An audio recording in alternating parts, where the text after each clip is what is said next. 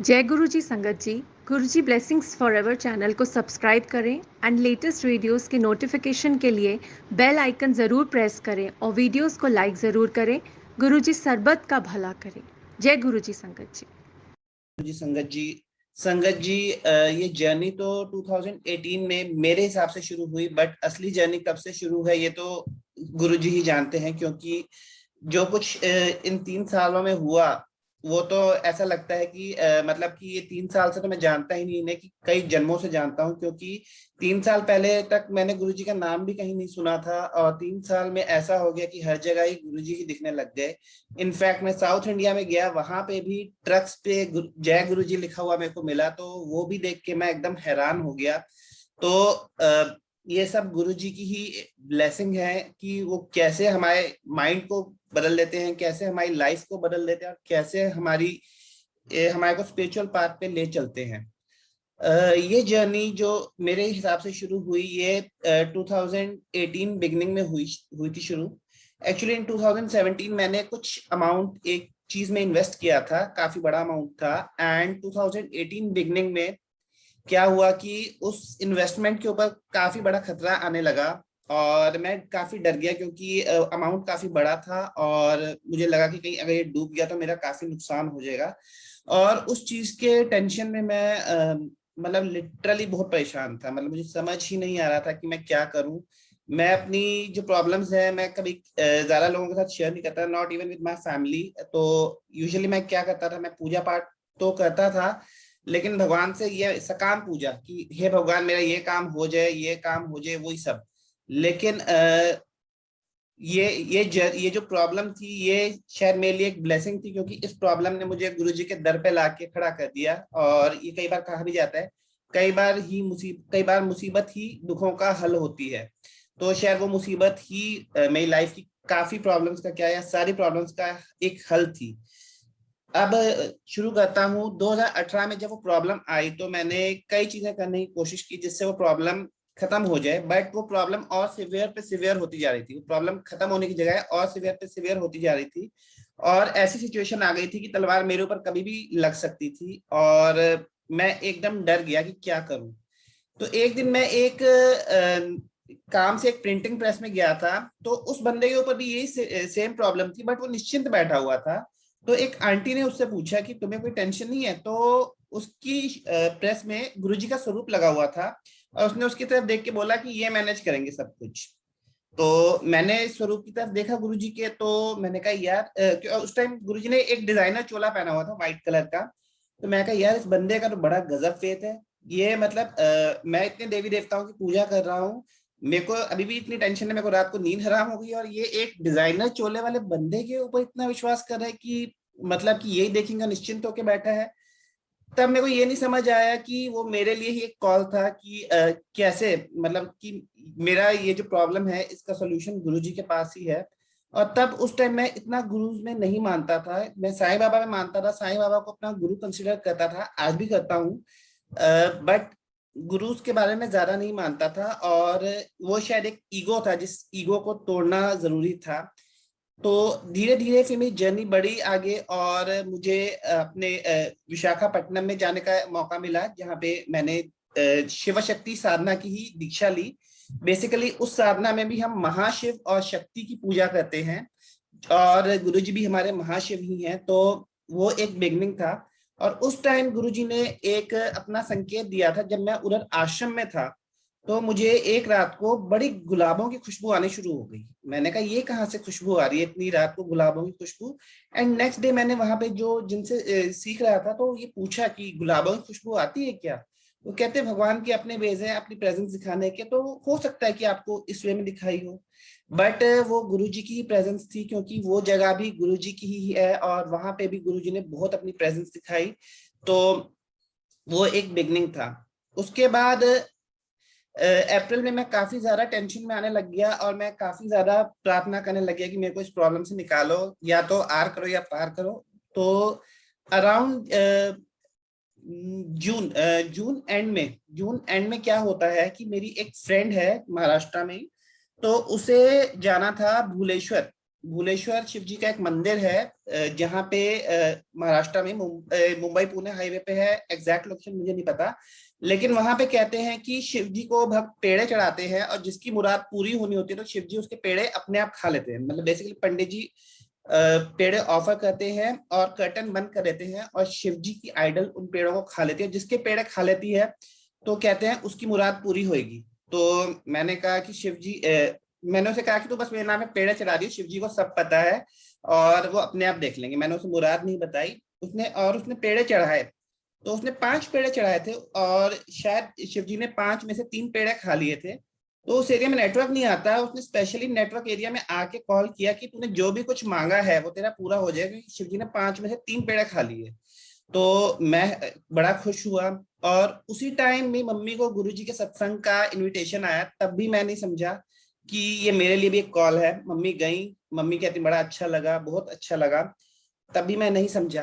अब गुरुजी ने ठान लिया कि मेरे को खुद बुलाना ही है, तो कैसे उन्होंने मेरे को इनवाइट भेजा ये बताता हूँ। अराउंड 30 जून को मैं अपने रूम में ही बैठा हुआ था और वहां में लैंडलाइन पे एक कॉल आता है। यूजुअली मेरे जो ऑफिशियल नंबर के लैंडलाइन पे कॉल आता है उसे मैं ज्यादा अटेंड नहीं करता, क्योंकि most of them are spam calls.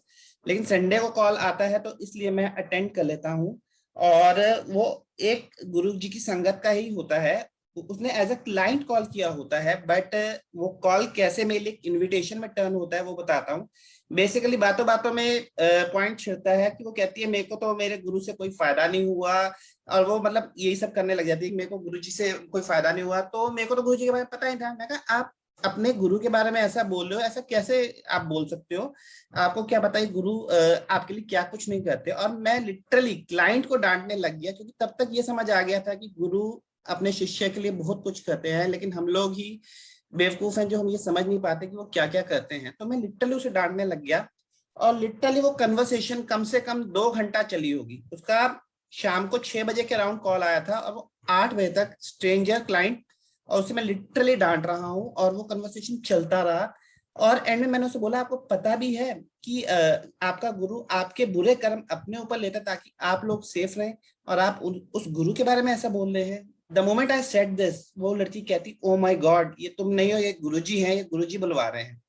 मैं कहा ये क्या बोल रही है? तो तभी कहती नहीं नहीं, ये गुरुजी बुलवा रहे हैं। गुरुजी ही कहते हैं कि उसने बताना शुरू किया गुरुजी के बारे में और कहते तुम जरूर आओ, गुरुजी का बर्थडे है अगले हफ्ते 7 जुलाई को, तुम जरूर आओ और आके दर्शन करो। मैं कहा यार अब ये तो अलग ही इसका हो गया, अभी तक तो मान नहीं रही थी, अब इनविटेशन देने लग गई। तो मैं कहा ठीक है आप इनविटेशन भेज दो, मैं जरूर आऊंगा। और जैसे वो इनविटेशन भेजती है उसमें गुरुजी का स्वरूप भेजती है और मैं देखता हूँ और मैं कहता हूँ अच्छा ये है गुरुजी। मन में कहता हूँ, मैं कहा मैं नहीं आ रहा इनके यहाँ, तो बिल्कुल नहीं आ रहा यहाँ पे, मैं नहीं आ रहा। और मैं लिटरली ना मन में कहा, मैं इसको तो हाँ हाँ कह दिया, बट मैं कहा मैं नहीं आ रहा। तो अब गुरुजी कैसे बुलाते हैं? जब कहते हैं ना जब गुरु का बुलावा आता है तो वो खींच के अपनी तरफ लेके आते हैं। वही चीज मेरे साथ हुई। इसको उसको तो मैंने बोल के चुपचाप बैठ गया। नेक्स्ट डे ऑनवर्ड्स मैं फेसबुक खोलूं, फेसबुक में गुरुजी का स्वरूप अपने आप कोई ना कोई फ्रेंड जो उनकी संगत में था वो पोस्ट करी जा रहा। रोज मतलब जब फेसबुक खोलूं गुरुजी का स्वरूप सामने। और वो बर्थडे वीक था तो उस टाइम सब लोग सेलिब्रेशन की तैयारी कर रहे थे, तो बार बार वही सामने आई जाए। जब मर्जी फेसबुक खोलूं तो वही आई जाए। फिर मैंने इंस्टाग्राम खोला, इंस्टाग्राम जब खोलूं तो सामने गुरुजी का ही स्वरूप आई जाए। तो इतना समझ आ गया कि गुरुजी का बुलावा है मेरे को और जाना पड़ेगा। तो मैंने कहा गुरुजी 7 जुलाई को तो आपका बर्थडे है, बर्थडे वाले दिन तो रश बहुत होगा, एक काम करता हूँ मैं 8 को आ जाऊंगा। और मैंने वो चीज की।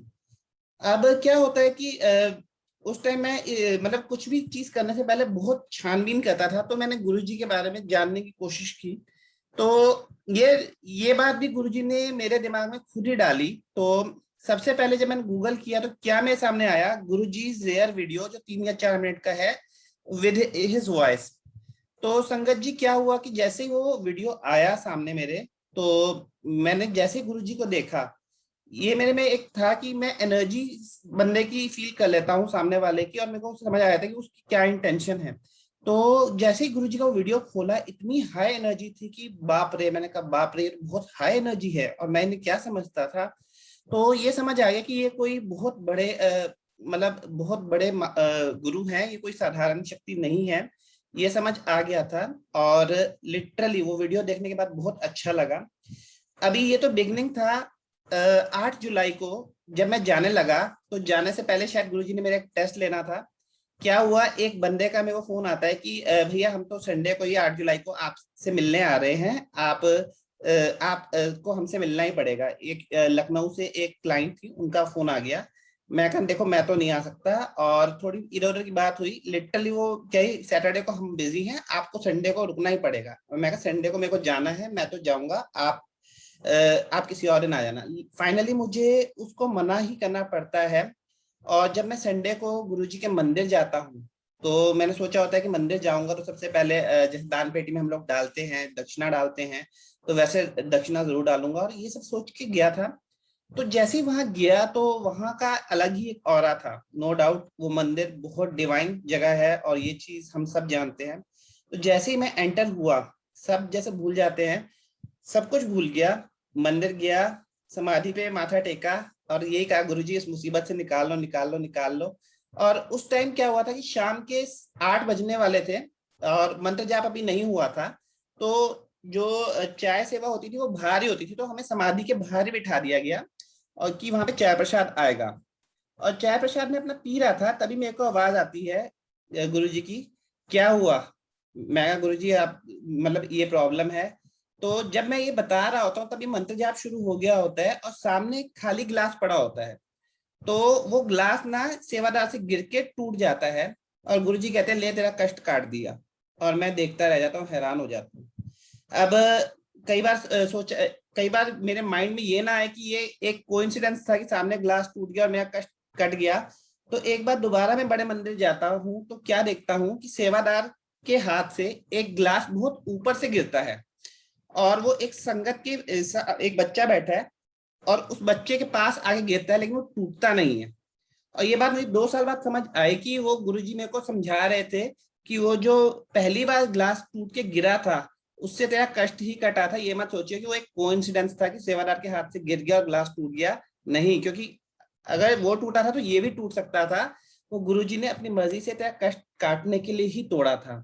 तो जब वो चीज समझ आई, तो समझ गया। और जब मैं पहली बार गया था, तो मैंने ये सोचा था कि बस एक बार आ गए, दोबारा तो कभी आना नहीं है, और आना नहीं है ये सोच के ही गया था। लेकिन जैसे ही मंदिर से बाहर निकला, तो मैंने एक आंटी से पूछा था कि गुरुजी के मंदिर का डायरेक्शन वगैरह क्या है। उन्होंने कहा कि मैं तुम्हें ग्रुप में भी ऐड करवा दूंगी गुरुजी के। और जैसे ही मैं मंदिर से बाहर निकलता हूँ, उसी टाइम संगीता आंटी के ग्रुप में ऐड हो जाता हूँ, गुरुजी सदा सहाय में। तो फिर क्या होने लग गया कि नेक्स्ट डे के लिए गुरुजी मेरे को रोज अपने आप ही मैसेजेस देने लग गए कि ये तेरे साथ ये ऐसा होने, मतलब तरीके तरीके से इंडिकेशन कि ऐसे ऐसे होगा, ऐसे ऐसे होगा। और बहुत चीजें वो एकदम टू द पॉइंट होती थी।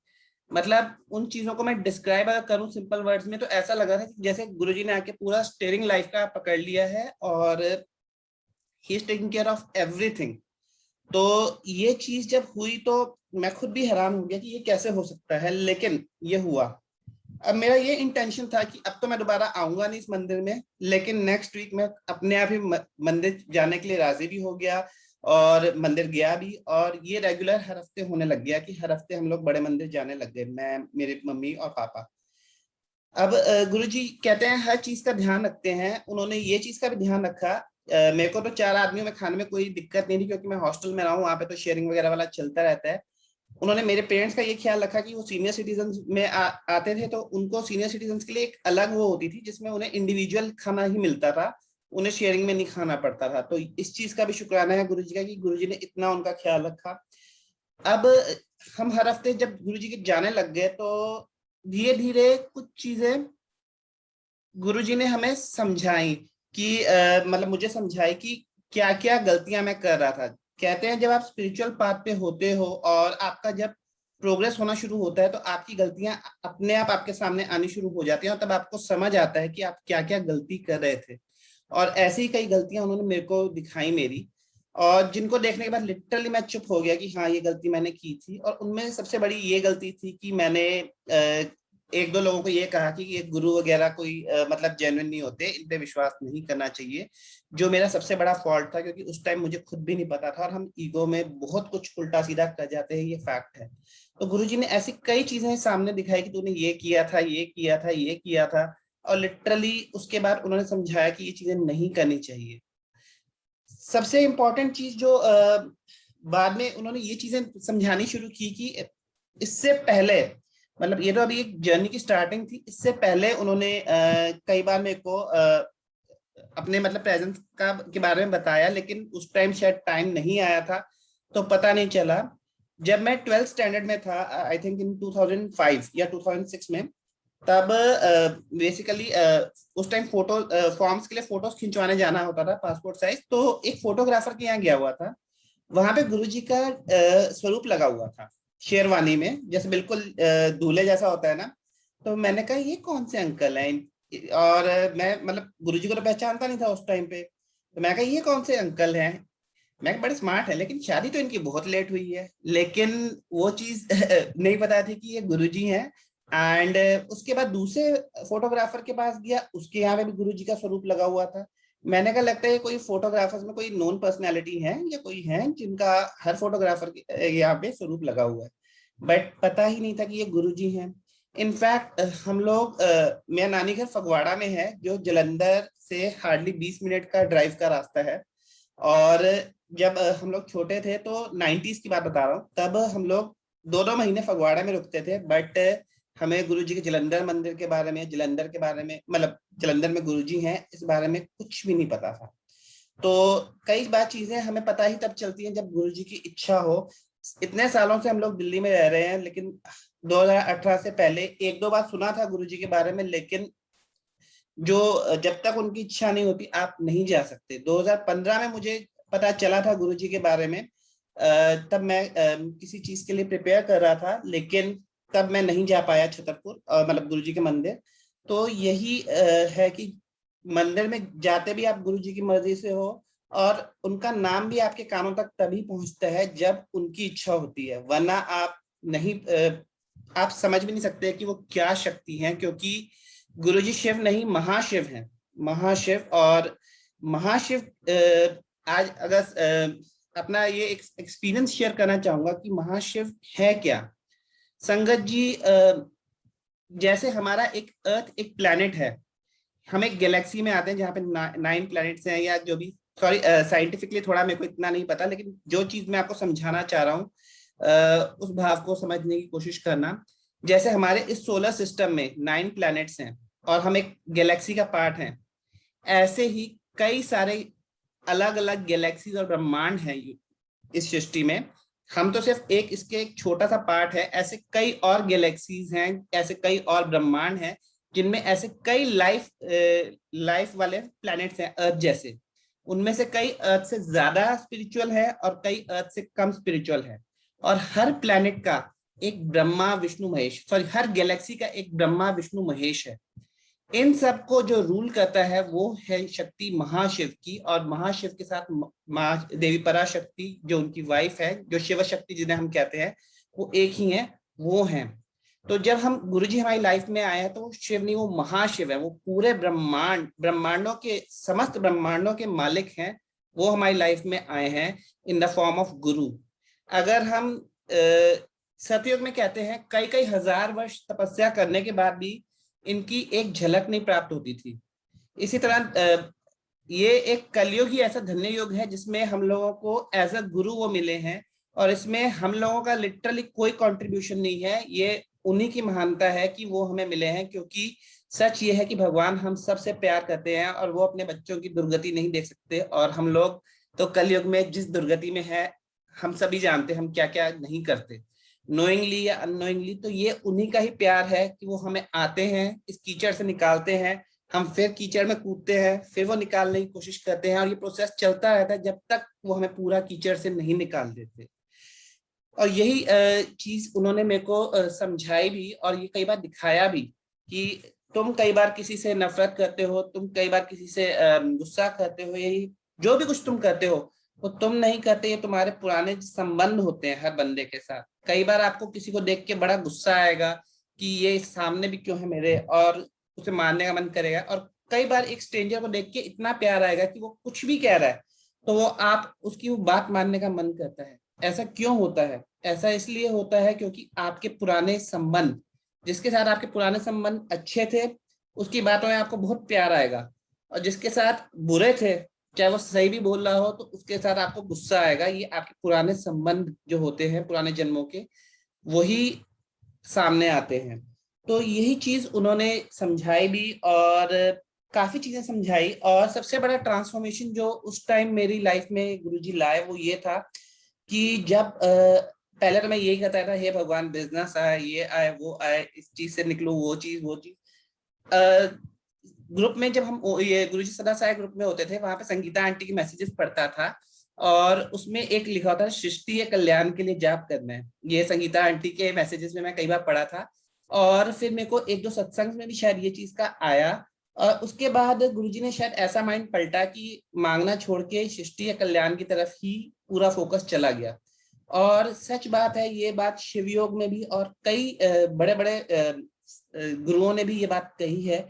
जब आप सृष्टि के कल्याण के लिए मांगते हो, जब आप कहते हो कि सबका भला हो, सर्वत का भला, तो आपको अपने भले के लिए अपनी विश मांगने की जरूरत ही नहीं है, क्योंकि सब कुछ उसी में ही आ जाता है, क्योंकि आप भी सृष्टि का एक हिस्सा हो, और सब कुछ आपको अपने आप ही आपका होने लग जाता है।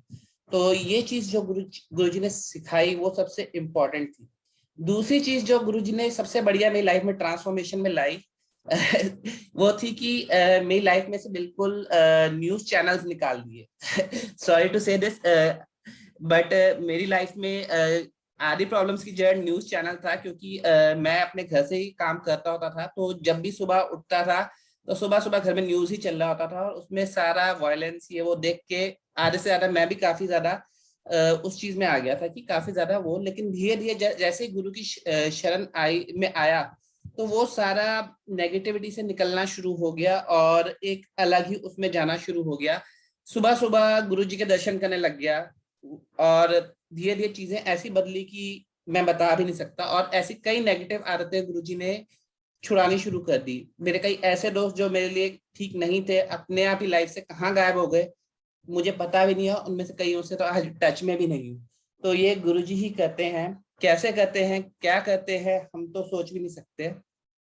और बड़े मंदिर तो अगर वर्ड्स में तो डिस्क्राइब कर ही नहीं सकते बड़े मंदिर की डिविनिटी को, क्योंकि उस जगह की डिविनिटी को तो ब्रह्मा जी भी अपने वर्ड से में नहीं डिस्क्राइब कर सकते, क्योंकि वहां पे साक्षात गुरुजी महाशिव का वास है, और उन्होंने क्या क्या एक्सपीरियंसेस दिए हैं। थोड़े से कुछ ब्लेसिंग्स जो सबसे पहली मेरी थी वहां पे, वो शेयर करता हूँ।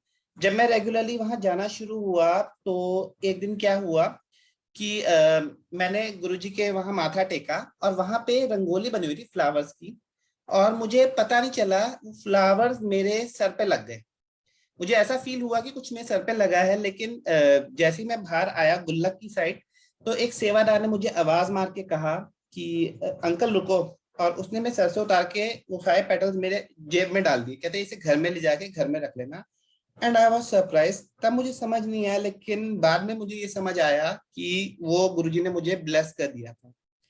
ऐसे ही कहते हैं कि जब आप सत्संग अटेंड करते हो, जब आप सत्संग में होते हो, तो आपकी प्रॉब्लम्स के जो आंसर हैं वो उन शब्द उन भजनों में हैं जो उस समय चल रहे होते हैं गुरुजी के आश्रम में। और ये मेरे साथ हुआ। सबसे पहला मैसेज जो मेरे को गुरुजी ने वो दिया था वो था इबादत कर का भजन चला दिया। और उन्होंने वही कहा कि इबादत कर इबादत कर, इबादत दे नाल गल बंदी है, किसी दी अज बंदी है, किसी दी कल बंदी है। तो वो एक मैसेज नहीं था, वो शायद उनका हुक्म था कि आपको इबादत करनी ही करनी है, क्योंकि इबादत से ही हमारे कर्म कटते हैं। इबादत से ही हमारे कर्म कटते हैं, इबादत से ही हमारी ये जो लाइफ में नेगेटिव चीजें आ जाती हैं वो निकलती हैं। तो सबसे पहला मैसेज उन्होंने ये दिया था। दूसरा मैसेज जो मुझे मिला वो ये था, जिसके सर ऊपर तू स्वामी सो दुख कैसा पावे। तो बेसिकली जिस चीजों से तुम डर रहे हो उन चीजों की आपको टेंशन लेने की भी जरूरत नहीं है, क्योंकि गुरुजी आपकी लाइफ में है, और जिसके सर के ऊपर महाशिव का हाथ है तो उसे कोई कुछ नहीं कर सकता। और ये फैक्ट है संगत जी, वो कहाँ से आके कैसे बचा जाते हैं, हम देखते रह जाते हैं चीजें कैसे होती हैं। और क्या होता है वो मैं वर्ड्स में डिस्क्राइब भी नहीं कर सकता। अब गुरु की महिमा क्या है ये गुरुजी ने मेरे को कैसे समझाया। मैं साइंस सचित्र बहुत सुनता था। पढ़ने में थोड़ा मेरा वो ये रहता है कि पढ़ने में मैं काफी आलस मार जाता हूँ, तो मैं यूट्यूब पे चला के बैठा रहता था और सुनता रहता था। तो एक दिन उसमें एक बुक का नाम आया, उस बुक का नाम था गुरु चरित्र। मैंने साइंस सचित्र कई बार सुना है, कई बार पढ़ा भी था, लेकिन उस बुक का नाम कई बार सामने से भी निकला, लेकिन ये इस बार गुरुजी ने उस बुक का नाम सुनवाया और मेरे से ऑर्डर करवाई। अमेजोन पे हिंदी में वो नहीं मिल रही थी, वो इंग्लिश में मिली, वो मैंने इंग्लिश में मंगाई और मेरे को पढ़वानी शुरू की। उस बुक में 50 चैप्टर्स थे, 51 46 चैप्टर्स तक मैंने पढ़ा, लेकिन उसके आगे मैं नहीं पढ़ पाया। लेकिन जो चीज गुरुजी ने मेरे को सिखानी थी वो चीज सेकंड चैप्टर में ही थी उसके, और वो थी गुरु की महिमा। संगत जी, गुरु क्या हमारे लिए कर सकते हैं ये तो हम वर्ड्स में भी नहीं कह सकते, लेकिन हम लोगों को पता ही नहीं कि गुरु है क्या। गुरु क्या मतलब, हम सोचते हैं गुरु, अगर हम गुरु की शरण में आ गए तो हम सिर्फ अपनी मटेरियलिस्टिक चीजों के बारे में सोचे, नहीं, गुरु हमारे लिए वो कर जाते हैं जो हम सोच भी नहीं सकते। और सबसे पहली चीज जो उन्होंने बताई वो ये थी कि जब आप गुरु की शरण में आते हो तब आपको अपने 9 प्लैनेट्स, प्लैनेटरी पोजीशन के बारे में चिंता करने की जरूरत ही नहीं है। आपको ये चीज की चिंता करने की जरूरत ही नहीं कि आपका कौन सा ग्रह खराब है, कौन सा क्या खराब है। आपको सिर्फ अपने गुरु की वंदना, अपने गुरु की पूजा और उसकी सेवा करने की जरूरत है। उन्होंने कहा कि यदि आपसे ईश्वर रुष्ट हो गया है, अगर आपसे भगवान रुष्ट हो गया है, अगर भगवान आपसे क्रोधित है, लेकिन गुरु की छत्र छाया आप पे है, गुरु की ब्लेसिंग्स आपके ऊपर है, तो भगवान से भी गुरु आपकी रक्षा करते हैं।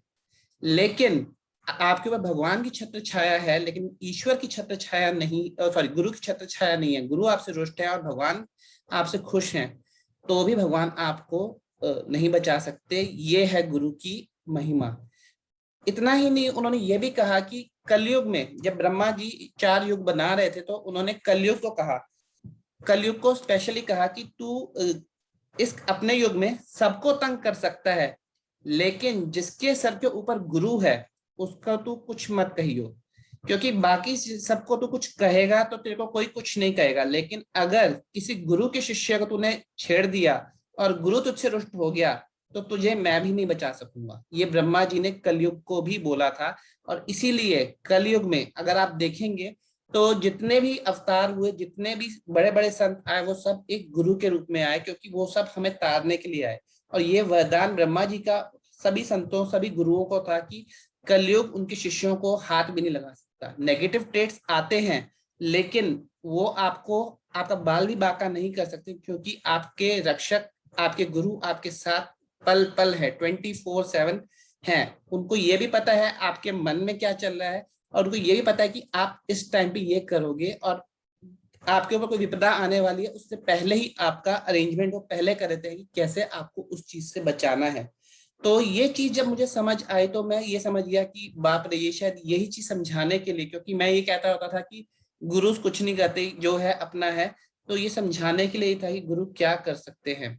और ये चीज गुरु जी के भजन में भी थी कि एक भजन में, कबीरा तेनर अंध है गुरु को समझे और, हरि रूठे गुरु ठौर है पर गुरु रूठे ना ही कोई ठौर। तो उसमें यही था कि वो बंदा अंधा है जो गुरु को समझे कोई यार एक नॉर्मल आदमी समझ के, क्योंकि अगर हरि आपसे रूठ जाए तो गुरु आपकी प्रोटेक्शन शील्ड है, लेकिन अगर गुरु आपसे रूठ गया तो आपके पास कोई प्रोटेक्शन शील्ड नहीं है। और सच है ये संगत जी, जब गुरु आपके साथ होते हैं वो आपको हर चीज से, हर मुसीबत से बचाते हैं। और हम लोग तो काफी इगोइस्टिक हैं, कई बार हम कहते हैं नहीं हमें ये नहीं चाहिए, ये नहीं चाहिए, क्योंकि हमारे मन में काफी ईगो होता है। लेकिन गुरु तब भी हमारे साथ रहते हैं, क्योंकि वो इसलिए क्योंकि वो हमसे प्रेम करते हैं, वो हमारा भला चाहते हैं, और वो हमें सही मार्ग पे ही लेके भी जाते हैं। ये चीजें जब समझ आती हैं तो कई बार हमें लगता है कि हम कई बार बहुत गलत चीजें कर जाते हैं गुस्से में, और गुस्सा हमारे लिए सही नहीं है। क्योंकि गुस्सा जो है, गुस्से में हम कई बार बहुत कुछ किसी को उल्टा सीधा बोल जाते हैं, और मैं आज भी बोल जाता हूँ। कभी मैं अपने पेरेंट्स को बोल जाता हूँ या कभी अपने फ्रेंड्स को भी बोल जाता हूँ। लेकिन ये सब हमारे अंदर एक नेगेटिव ट्रेट्स हैं, ये विकारों के अधीन होकर हम बोल लेते हैं। लेकिन सबसे इम्पोर्टेंट चीज क्या है कि हमें इसे कैसे कंट्रोल करना है, और इसके लिए बस एक ही चीज है, हम अपने गुरु से यही प्रार्थना कर सकते हैं कि भगवान इन विकारों को आप ही कंट्रोल कर सकते हो। क्योंकि अगर आप गुस्सा कर रहे हो या कुछ भी नेगेटिव ट्रेट में जा रहे हो, तो इसके पीछे आपके पुराने कर्म और विकार जिम्मेवार होते हैं। लेकिन उन पे जिम्मा डाल के हम छूट नहीं सकते, क्योंकि एक्शन तो हम ही ले रहे हैं ना। तो आज एक शिवयोग के बाबा जी का एक वीडियो देख रहा था, तो उन्होंने यही कहा, ये आप सबके साथ भी शेयर करना चाहूंगा कि कैसे मतलब क्या करें जब आपको बहुत ज्यादा गुस्सा आता है। क्योंकि जब हमारे इसको गुस्सा आता है तो हम आमने सामने कुछ नहीं देखते, कौन है क्या नहीं, हम सीधा अपनी गन चला देते हैं, और फिर हम ये भी नहीं समझ पाते कि सामने वाले को कैसा फील हुआ होगा। तो उन्होंने कहा कि जब आपको ऐसा फील हो तो सिंपली पॉज हो जाओ, और जिसको भी आप मानते हो उसको याद करो। कम से कम 11 बार कहा था, लेकिन वही कहूंगा कि जब आपको ऐसा लगे कि आपको बहुत ज्यादा गुस्सा आ रहा है और आप कुछ भी कर सकते हो, तो पॉज होके गुरुजी को याद करो, और कोशिश करो कि आप अपने गुस्से को कंट्रोल कर सको, या गुरुजी उस चीज को टेक ओवर कर सके। क्योंकि गुस्सा जो है वो चीजें बिगाड़ता ही है, ये बात मैं भी समझ गया, लेकिन फिर भी कंट्रोल नहीं कर पाता। लेकिन शायद जो आज गुरुजी ने मैसेज देना था वो इसी चीज के लिए था। अभी एक सत्संग याद आया मेरे को, ये था गुरुजी की फ्रेग्रेंस के बारे में। सबसे पहली बार जब मैं गुरुजी से किससे जुड़ा, तो मैंने मतलब गुरुजी ने मेरे को जो मेरे को तो कुछ पता ही नहीं था, क्योंकि संगत के बारे में मुझे कुछ पता ही नहीं था, क्योंकि मैं कुछ जानता ही नहीं था। तो गुरुजी ने अपने बारे में इसके बारे में कैसे बताया, वो चीज सबसे पहले बताता हूँ। यूट्यूब पे ही मुझे अपने आप सत्संग दिखने लग गए। सबसे पहला सत्संग मैंने जो सुना था वो था नारंग अंकल का, और उसमें उन्होंने एक अपना सत्संग सुनाया था कि बंगला साहिब गुरुद्वारे का, कि उन्होंने सोचा कि मतलब जब से मैं गुरुजी के आने लगा हूँ तब से तो मैं बंगला साहिब जाना ही बंद कर दिया है। तो गुरुजी कहते हैं, जैसे वो गुरुजी के पास पहुंचते हैं तो कहते हैं जा बंगला साहिब गुरुद्वारा जा। तो वो सोचते हैं कि गुरुजी जब तक मैं पहुंचूंगा तब तक तो गुरुद्वारा बंद हो जाएगा। तो वो कहते हैं जा, और जब वो जाते हैं तो वो वहां के सेवादार से पूछते हैं भैया सुखासन हो गया। और वो टाइम जब पूछते हैं तो कहते हैं यूजुअली तो इस टाइम तक हो जाता है, बट आज ये सुखासन नहीं हुआ। और नारायण अंकल एकदम हैरान हो जाते हैं, और जाके पूरे प्रॉपर दर्शन करते हैं, कीर्तन में बैठते हैं, और उसके बाद माथा टेक के लंगर करके फिर गुरु जी के पास आते हैं। तो उन्हें ये समझ आया था कि गुरु क्या नहीं कर सकते। वहां छतरपुर में बैठे बैठे उन्होंने मतलब गुरुद्वारा बंद भी नहीं होने दिया, पूरे प्रॉपर दर्शन कराए, और ऐसे फिर जेठा अंकल के सत्संग सुने, और ऐसे ही गुरु जी अपने बारे में बताते रहे। तो ये चीजें समझ आने लगी कि गुरु जी कोई साधारण शक्ति नहीं है, वो साक्षात परमात्मा है, और उन्होंने कई वेज में ब्लेस किया। अब फ्रेग्रेंस का जब मैं सुनता होता था तो मैंने कहा मेरे को तो कभी फ्रेग्रेंस आई नहीं।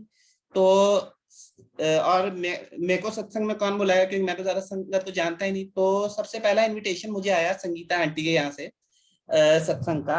और जब संगीता आंटी ने बुलाया मेरे को, तो आंटी ने एक छोटी सी सेवा दी थी मुझे प्लेलिस्ट बनाने की, और मैंने प्लेलिस्ट बनाई। बट मुझे ये चीज नहीं पता थी कि मैंने उस प्लेलिस्ट बनाने में एक गलती कर दी, जिसकी वजह से वो पेन ड्राइव अगर हम लगाते भी तो चलती नहीं, और मैं सीधा प्लेलिस्ट बना के चल पड़ा। और रास्ते में क्या हुआ कि जीपीएस जो पहले प्रॉपर रास्ता दिखा रहा था, वो रास्ता उसने रास्ता एक कहीं घुमा दिया, और मैं कहीं और ही पहुंच गया, मैं टाइम पे पहुंच ही नहीं पाया। और जब 3:15 हो गए, 3 बजे का टाइम था, 3:15 हो गए, तब मेरे को ध्यान आया कि मैं दूसरे फोन को यूज करके चलाता हूँ। तब जाके मैं संगीता आंटी के घर पहुंचा। और ये चीज मेरे को 2 साल बाद रिवील हुई कि मैं उस दिन लेट क्यों पहुंचा, जबकि मेरा टाइम से काफी पहले निकला था। क्योंकि जो सबसे पहली सेवा मिली थी उसमें पूरी गड़बड़ हो गई थी, और वो पेन ड्राइव चलती ही नहीं। तो ऐसे गुरुजी ने उस चीज से बचाया भी। लेकिन दूसरी चीज जो उन्होंने मेरे को बताई, उस दिन वो काफी डिवाइन दिन था जिस दिन मैं आंटी के सत्संग में गया। क्योंकि उस दिन गुरुजी ने ब्लेस किया, और मेरी शर्ट में से इतनी स्ट्रॉन्ग चंदन की फ्रेग्रेंस आई कि वो फ्रेग्रेंस पूरे 3 दिन रही मेरी शर्ट के अंदर। और यूजुअली मैं ऐसा बंदा हूँ कि एक बार पहन ली शर्ट, उसके बाद जब तक धुलेगी नहीं तब तक पहनता नहीं। लेकिन उस शर्ट में इतनी फ्रेग्रेंस थी कि 2-3 दिन लगातार मैंने वो शर्ट पहनी, क्योंकि इतनी अच्छी खुशबू आ रही थी उस शर्ट में से। और मेरे मन में हमेशा चाह थी कि मेरे को स्वरूप मिले, लेकिन तब तक मेरे को कोई स्वरूप भी नहीं मिला था। तो मेरे को सबसे पहला स्वरूप जो गुरुजी का मिला वो भी संगीता आंटी के घर से ही मिला था, सत्संग से ही। तो अनंतम शुक्राना था गुरुजी का उस बात पे भी। अब एक सत्संग है लाइट ऑफ डिविनिटी बुक का, वो शेयर करता हूँ। तब तक मुझे स्वरूप गुरुजी का कोई नहीं मिला था, और मैं इधर उधर सबसे पूछता रहता था कि मेरे को स्वरूप चाहिए, कैसे मिलेगा स्वरूप। और मैं काफी ज्यादा वही था कि गुरुजी आप तो एक स्वरूप भी नहीं भेज रहे। और कई बार हम सोचते हैं कि हम ये चीज मांगे गुरुजी से, लेकिन गुरुजी कुछ बड़ा प्लान करके बैठे होते हैं। तो मेरे पापा को मेरे मामा के यहाँ जाना था किसी काम से, और पापा वापस आए तो उन्होंने घर के टेबल पे एक बुक रख दी। और जैसे मैं नीचे आया, मैं नीचे आके देखा ये तो गुरुजी की बुक है। तो मैं एकदम हैरान हो गया। वो लाइट ऑफ डिविनिटी बुक थी, और उसमें उसमें क्या था, उसमें गुरुजी का बड़ा वाला स्वरूप बना हुआ था, ये रॉकस्टार चोले वाला। तो मैंने कहा गुरुजी मैं तो सिर्फ स्वरूप मांग रहा था, आपने तो पूरी की पूरी बुक थमा दी। और संगत जी, उस बुक में से मैंने कुछ सत्संग, मतलब रेगुलरली जब मेरे को कोई मैसेज चाहिए होता था तो रैंडमली खोल के एक पेज खोलता था, और जो पेज पे वो आता था उसे अपना मैसेज समझ के रख लेता था। एक बार क्या हुआ कि मेरे पापा की काफी तबीयत खराब हो गई, और मैं काफी ज्यादा डर भी गया कि क्या होगा, क्योंकि उनकी सिचुएशन अच्छी नहीं थी। तो मैंने तब भी बुक खोली, और उसमें एक गुरुजी का एक सत्संग था। सत्संग अब मुझे एग्जैक्टली वो याद नहीं, लेकिन उसमें ये लिखा था कि गुरुजी ने उस बंदे को बचा लिया था बहुत सीवियर एक्सीडेंट से। तो मेरे को ये समझ आ गया कि गुरुजी मेरे फादर को बचा लेंगे, और वो चीज सच भी हुई। अनंतम शुक्राना है गुरुजी का उस बात पे, क्योंकि वो चीज एक ऐसी थी कि मैं वर्ड्स में बयान भी नहीं कर सकता। उसका सत्संग अभी शेयर करूंगा। तो और उसके अलावा भी गुरुजी ने, मतलब अब कहते हैं कि एक स्वरूप आया, उसके बाद तो गुरुजी ने स्वरूपों की लाइन ही लगा दी। इतने स्वरूप आ गए कि घर में स्वरूप रखने की जगह ही नहीं बची। कहाँ से स्वरूप आया? तो एक बार क्या हुआ कि बड़े मंदिर से बड़ा वाला स्वरूप मिला, जो अभी आप अगर देखेंगे स्पॉटलाइटेड दरबार में जो है कुर्ता पजामे वाला गुरुजी का, वही वाला स्वरूप मुझे मिला। तो उस आंटी ने कहा था कि इसे फ्रेम करा के रख लेना। और उसे वो शायद मिला था सितंबर में या अक्टूबर में, और दिवाली थी शायद नवंबर की। तो दिवाली तक हम लोग फ्रेम करा ही नहीं पाए, और पापा ने ही दिवाली के टाइम फ्रेम कराया। और जिस दिन फ्रेम कराया उस दिन घर में इतनी खुशबू आई कि हम लोगों ने कहा वाह। मतलब और सबसे बड़ी बात ये थी कि जब ये स्वरूप को हमने रखा हुआ था मंदिर में, तो बिना फ्रेम कराए हुए, तो मैं अपने घर में कपूर से मतलब आरती किया करता था पहले। तो कपूर की कालक जरा भी स्वरूप पे नहीं लगी थी। तो वो चीज देख के मैं बिल्कुल हैरान हो गया, क्योंकि जब आप कपूर जलाते हो तो दीवारें भी काली हो जाती है, तो वो स्वरूप काला कैसे नहीं हुआ वो देख के मैं भी हैरान था। बट गुरुजी के आगे लॉजिक आप नहीं लगा सकते, और गुरुजी क्या क्या कर जाते हैं ये तो सीरियसली वर्ड्स में बयान किया ही नहीं जा सकता। एक बार मेरे को ड्रीम में गुरुजी ने दर्शन दिए थे डुगरी के। मतलब एग्जैक्ट तो ड्रीम अब मुझे वो याद नहीं, बट उस ड्रीम में जो थोड़ा बहुत मुझे याद है, ये मैंने संगीता आंटी के साथ भी शेयर किया था। और तब आंटी ने बताया था कि फर्स्ट फ्लोर पे ही मेन मंदिर है। क्योंकि डुगरी में आज तक भी नहीं गया, लेकिन गुरुजी ने मेरे को दिखाया था कि मैं एक ट्रेन में बैठा हूँ जो डुगरी जा रही है। फिर मैं अपने आप को देखता हूँ एक जगह पे जहाँ पे फर्स्ट फ्लोर पे कह रहे फर्स्ट फ्लोर पे जाओ, वहां पे आपको दर्शन हो जाएंगे। और उसके बाद मेरा सपना खुल जाता है। लेकिन वो चीज गुरुजी ने बाद में कंफर्मेशन में यही आया कि हाँ वो चीजें दिखी थी मुझे, वो डुगरी मंदिर जैसी ही थी। तो उसका भी अनंतम शुक्राना करता हूँ गुरुजी का, क्योंकि मैं आज भी अभी तक कभी डुगरी जाने का मौका लगा ही नहीं। आज तक सिर्फ मैं बड़े मंदिर ही गया हूँ या सत्संग में गया हूँ। तो कैसे गुरुजी ने अपने दर्शन दिए वहां के भी, तो इसका अनंतम शुक्राना है। अब एक सत्संग ये अपने फादर का शेयर करता हूँ। दिसंबर 2018 में मेरे फादर थोड़े बीमार हो गए, एंड स्टार्टिंग में मैंने वो चीज को सीरियसली नहीं लिया। मैंने सोचा कि नॉर्मल फीवर है और वो अपने आप ठीक हो जाएगा। एंड मैंने लिटरली उस चीज को बिल्कुल सीरियसली नहीं लिया, और उनकी थोड़ी हालत बिगड़ती गई। जब 4-5 दिन में उनकी हालत काफी बिगड़ गई, तब मुझे थोड़ा सा लगा कि अब इन्हें डॉक्टर के ले जाना चाहिए। और जब डॉक्टर के लेके गए, क्योंकि उस टाइम तक सिस्टर भी आ गई थी, उसने भी डांटा कि इतनी बिगड़ गई। तो जब डॉक्टर के लेके गए, डॉक्टर ने उन्हें एडमिट कर लिया तुरंत BLK में। और जैसे ही वो एडमिट हुए उसके बाद उनको हर 4-5 घंटे बाद 105 बुखार आना शुरू हो गया। मेरी सिस्टर तो ने तो मतलब कि बहुत ही सुनाया मेरे को भी और मम्मी को भी, और मेरे को भी बहुत डर लगने लग गया कि क्या होगा। तो जब उन्हें एडमिट किया था तब डॉक्टर ने कहा कि इनका इंश्योरेंस तो पास नहीं होने वाला, क्योंकि इनका शुगर बहुत हाई है। तो मैंने कहा अब तो भैया काफी अच्छा मोटा खर्चा भी हो जाएगा, क्योंकि ये लोग हॉस्पिटल वाले तो मतलब आजकल कैसे हैं हम सबको पता ही है। तो मैंने कहा अब तो खर्चा भी अच्छा हो जाएगा। मैं कहा चलो फिर भी फादर ठीक रहे, वो चीज है। तो शाम को 7 बजे के अराउंड हम लोग गए। हम लोगों ने सोचा, मैंने और मेरी सिस्टर ने, कि चलो एक बार जाके ट्राई करते हैं, इंश्योरेंस फॉर्म भर भर के तो आए, कम से कम देखेंगे, पास होगा तो ठीक है, नहीं तो नहीं होगा तो रहने देंगे, कोई बात नहीं। तो शाम को 7 बजे गए, वो पूरा काउंटर सब कुछ खाली, उस जगह पे कोई था ही नहीं। एक गोलू मोलू से अंकल बैठे हुए टीपीए पे, इंश्योरेंस डेस्क पे। और मेरी सिस्टर उनसे ऐसे बातें करने लग गई जैसे ना ये दोनों बचपन के बिछड़े हुए दोस्त हों, और मतलब बड़े टाइम बाद मिले हो, गप्पे मारने लग गए। एंड लिटरली मैं टेंशन में कि पता नहीं इंश्योरेंस पास होगा कि नहीं होगा। तो अचानक मेरे माइंड में आया कि मैं कहा ये लगता है इनको जानती है। तो मैं कहा अंकल एक बार बताइए, इंश्योरेंस पास हो जाएगा क्या? तो इन्होंने कहा उसमें क्या बड़ी बात है, 3-4 बार ऑब्जेक्शन भेज देंगे कंपनी वाले, उसके बाद पास हो जाएगा। तो जब मैं उन्हें कागज दे रहा था तब मैंने उनके हाथ पे देखा, उनके हाथ पे बिल्कुल वही ओम बना हुआ था जो गुरुजी के हाथ पे था। तो मेरे को ये तो समझ आ गया कि ये टीपीए वाले बंदे नहीं है, ये शायद गुरुजी ही हैं। और उसके बाद क्या हुआ कि जब मैंने उन्हें दे दिया उसके बाद वो अंकल दोबारा कभी दिखे भी नहीं। उन्होंने टीपीए में लगा दिया, उसके बाद वो दोबारा कभी दिखे भी नहीं। और जब भी मैं उस काउंटर पे गया कोई और ही बैठा होता था, लेकिन वो कागज लग चुके थे। अब मुझे ये तो समझ आ गया कि ये काम हो जाएगा, लेकिन फिर भी एक इंसानी दिमाग होता है ना, कि मैंने कुछ पैसे अपनी जेब में डाले रखता था, रोज डाल के लेके जाता था हॉस्पिटल में, कि अगर नहीं पास हुआ तो मैं पेमेंट कर दूंगा कैश में। तो क्या हुआ कि जैसा उन्होंने कहा था, 3-4 बार कंपनी वालों ने लिटरली वही अपना ऑब्जेक्शन भेजा, ये ऑब्जेक्शन वो ऑब्जेक्शन। तीसरी चौथी बारी में जाके वो क्लियर हुआ, और जिस दिन क्लियर होना था उस दिन मेरी निकलने से पहले, हॉस्पिटल निकलने से पहले लड़ाई हो गई मेड से। तो लिटरली मैं पैसे ले जाना ही भूल गया, और उस दिन पता चला कि इंश्योरेंस क्लियर हो गया है। और संगत जी मेरी जेब से 10,000 भी नहीं लगे। A to Z खर्चा पूरा इंश्योरेंस कंपनी ने उठाया, और पापा रिकवर भी हुए। अब ये रिकवरी का, उनकी रिकवरी में कैसे गुरुजी ने मदद की, ये चीज का सत्संग भी शेयर करता हूँ। उस टाइम पापा की हालत थोड़ी बिगड़ रही थी, 105 बुखार उन्हें बार बार आ रहा था। एंड मेरी सिस्टर को तो वो काफी नेगेटिव फील करी थी इस बारे में, बट मुझे गुरुजी ने याद दिलाया कि उससे एक हफ्ता पहले उन्होंने एक संगत के थ्रू बुलवाया था, एक संगत जिनको हमने लिफ्ट दिया था, तो कि आप अपने फादर के लिए लोटा ब्लेस करवा लो।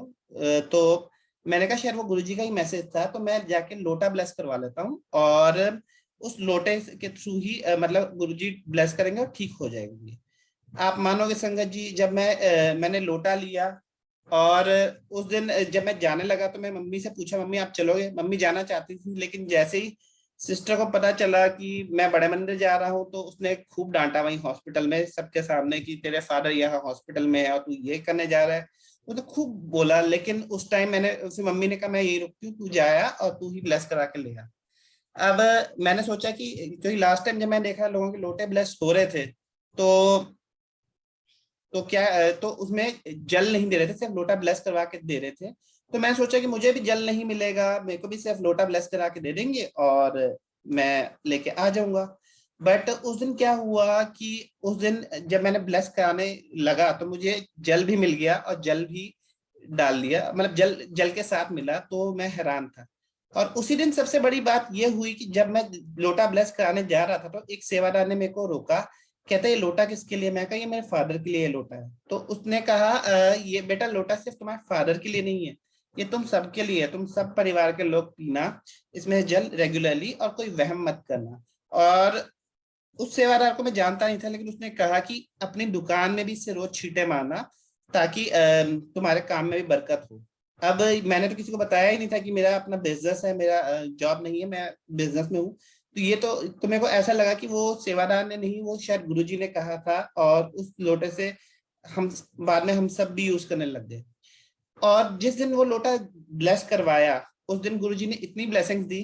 उससे पहले उसी दिन गुरुजी जब मैं गुरुजी की दया से उस दिन क्या हुआ कि जैसे लोटा ब्लेस कराया, जल भरा, और उसके बाद अराउंड 10 बज गए थे।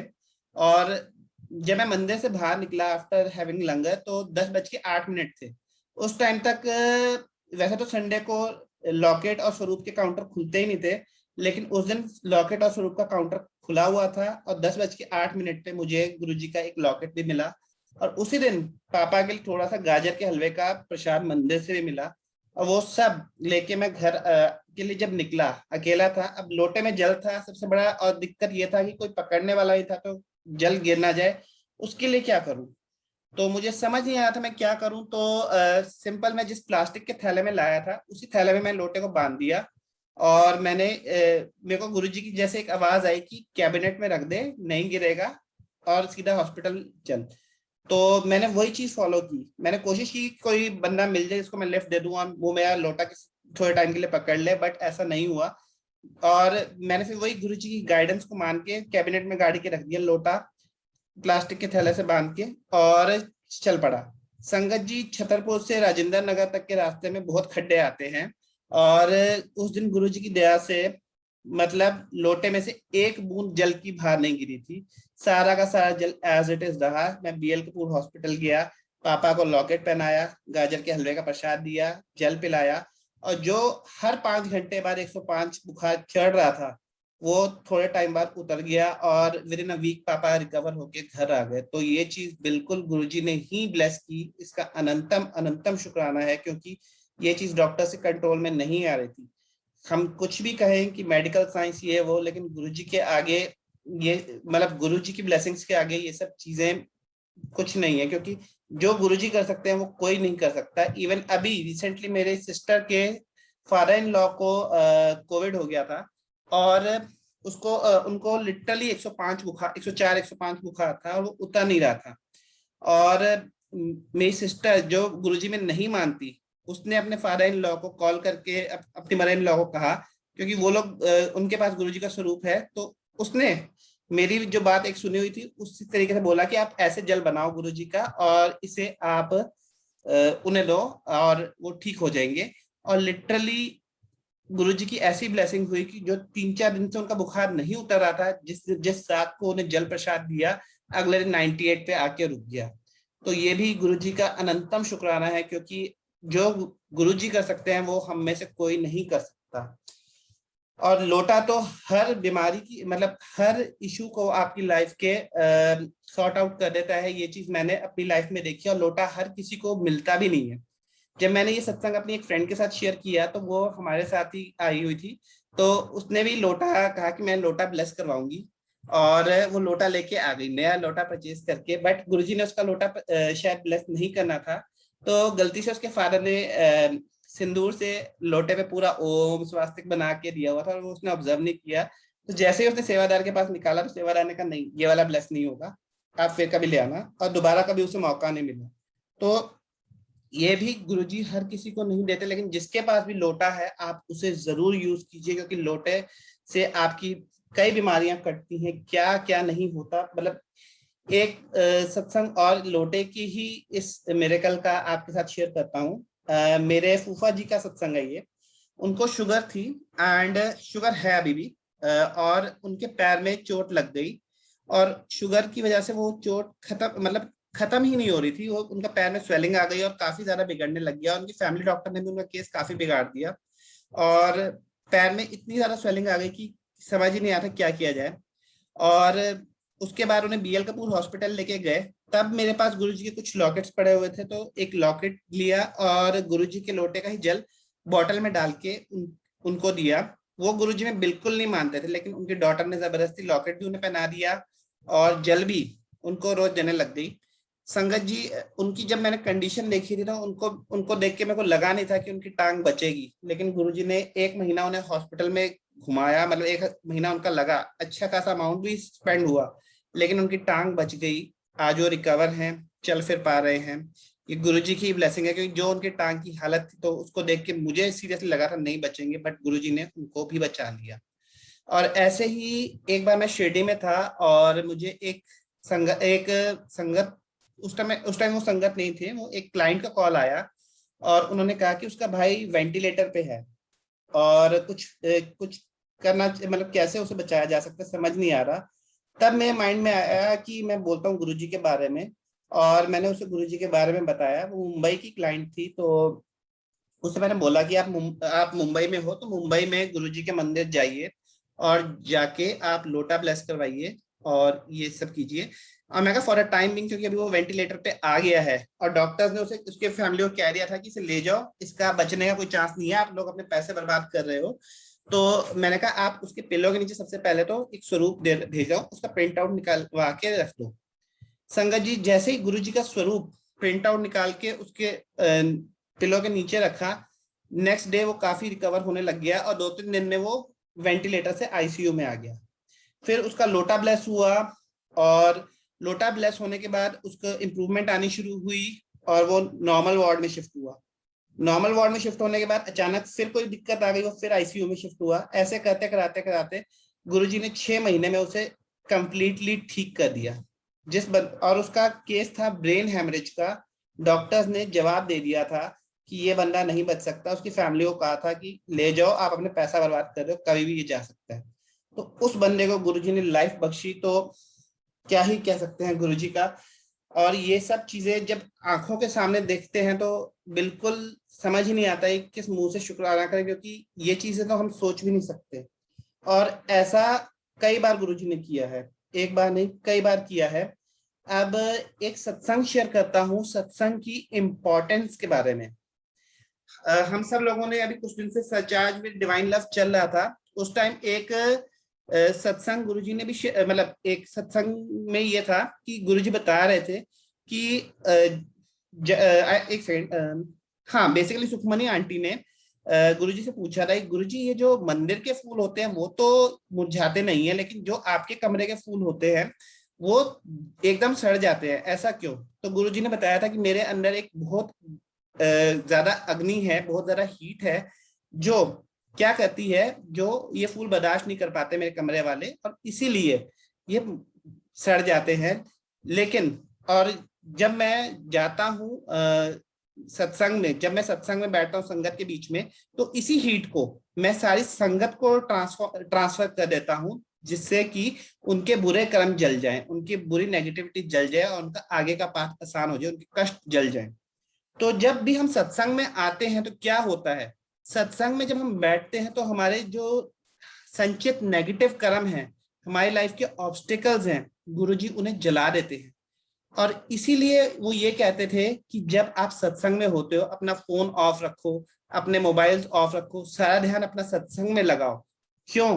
क्योंकि उस समय वो अपनी पूरी एनर्जी आप लोगों के अंदर बांट रहे होते हैं, हमारे कष्ट काटने में, हमारे नेगेटिव कर्मास को काटने में। और जब वो चीज होती है तो क्या होता है कि कई बार हमें अजीब अजीब फीलिंग्स भी आते हैं।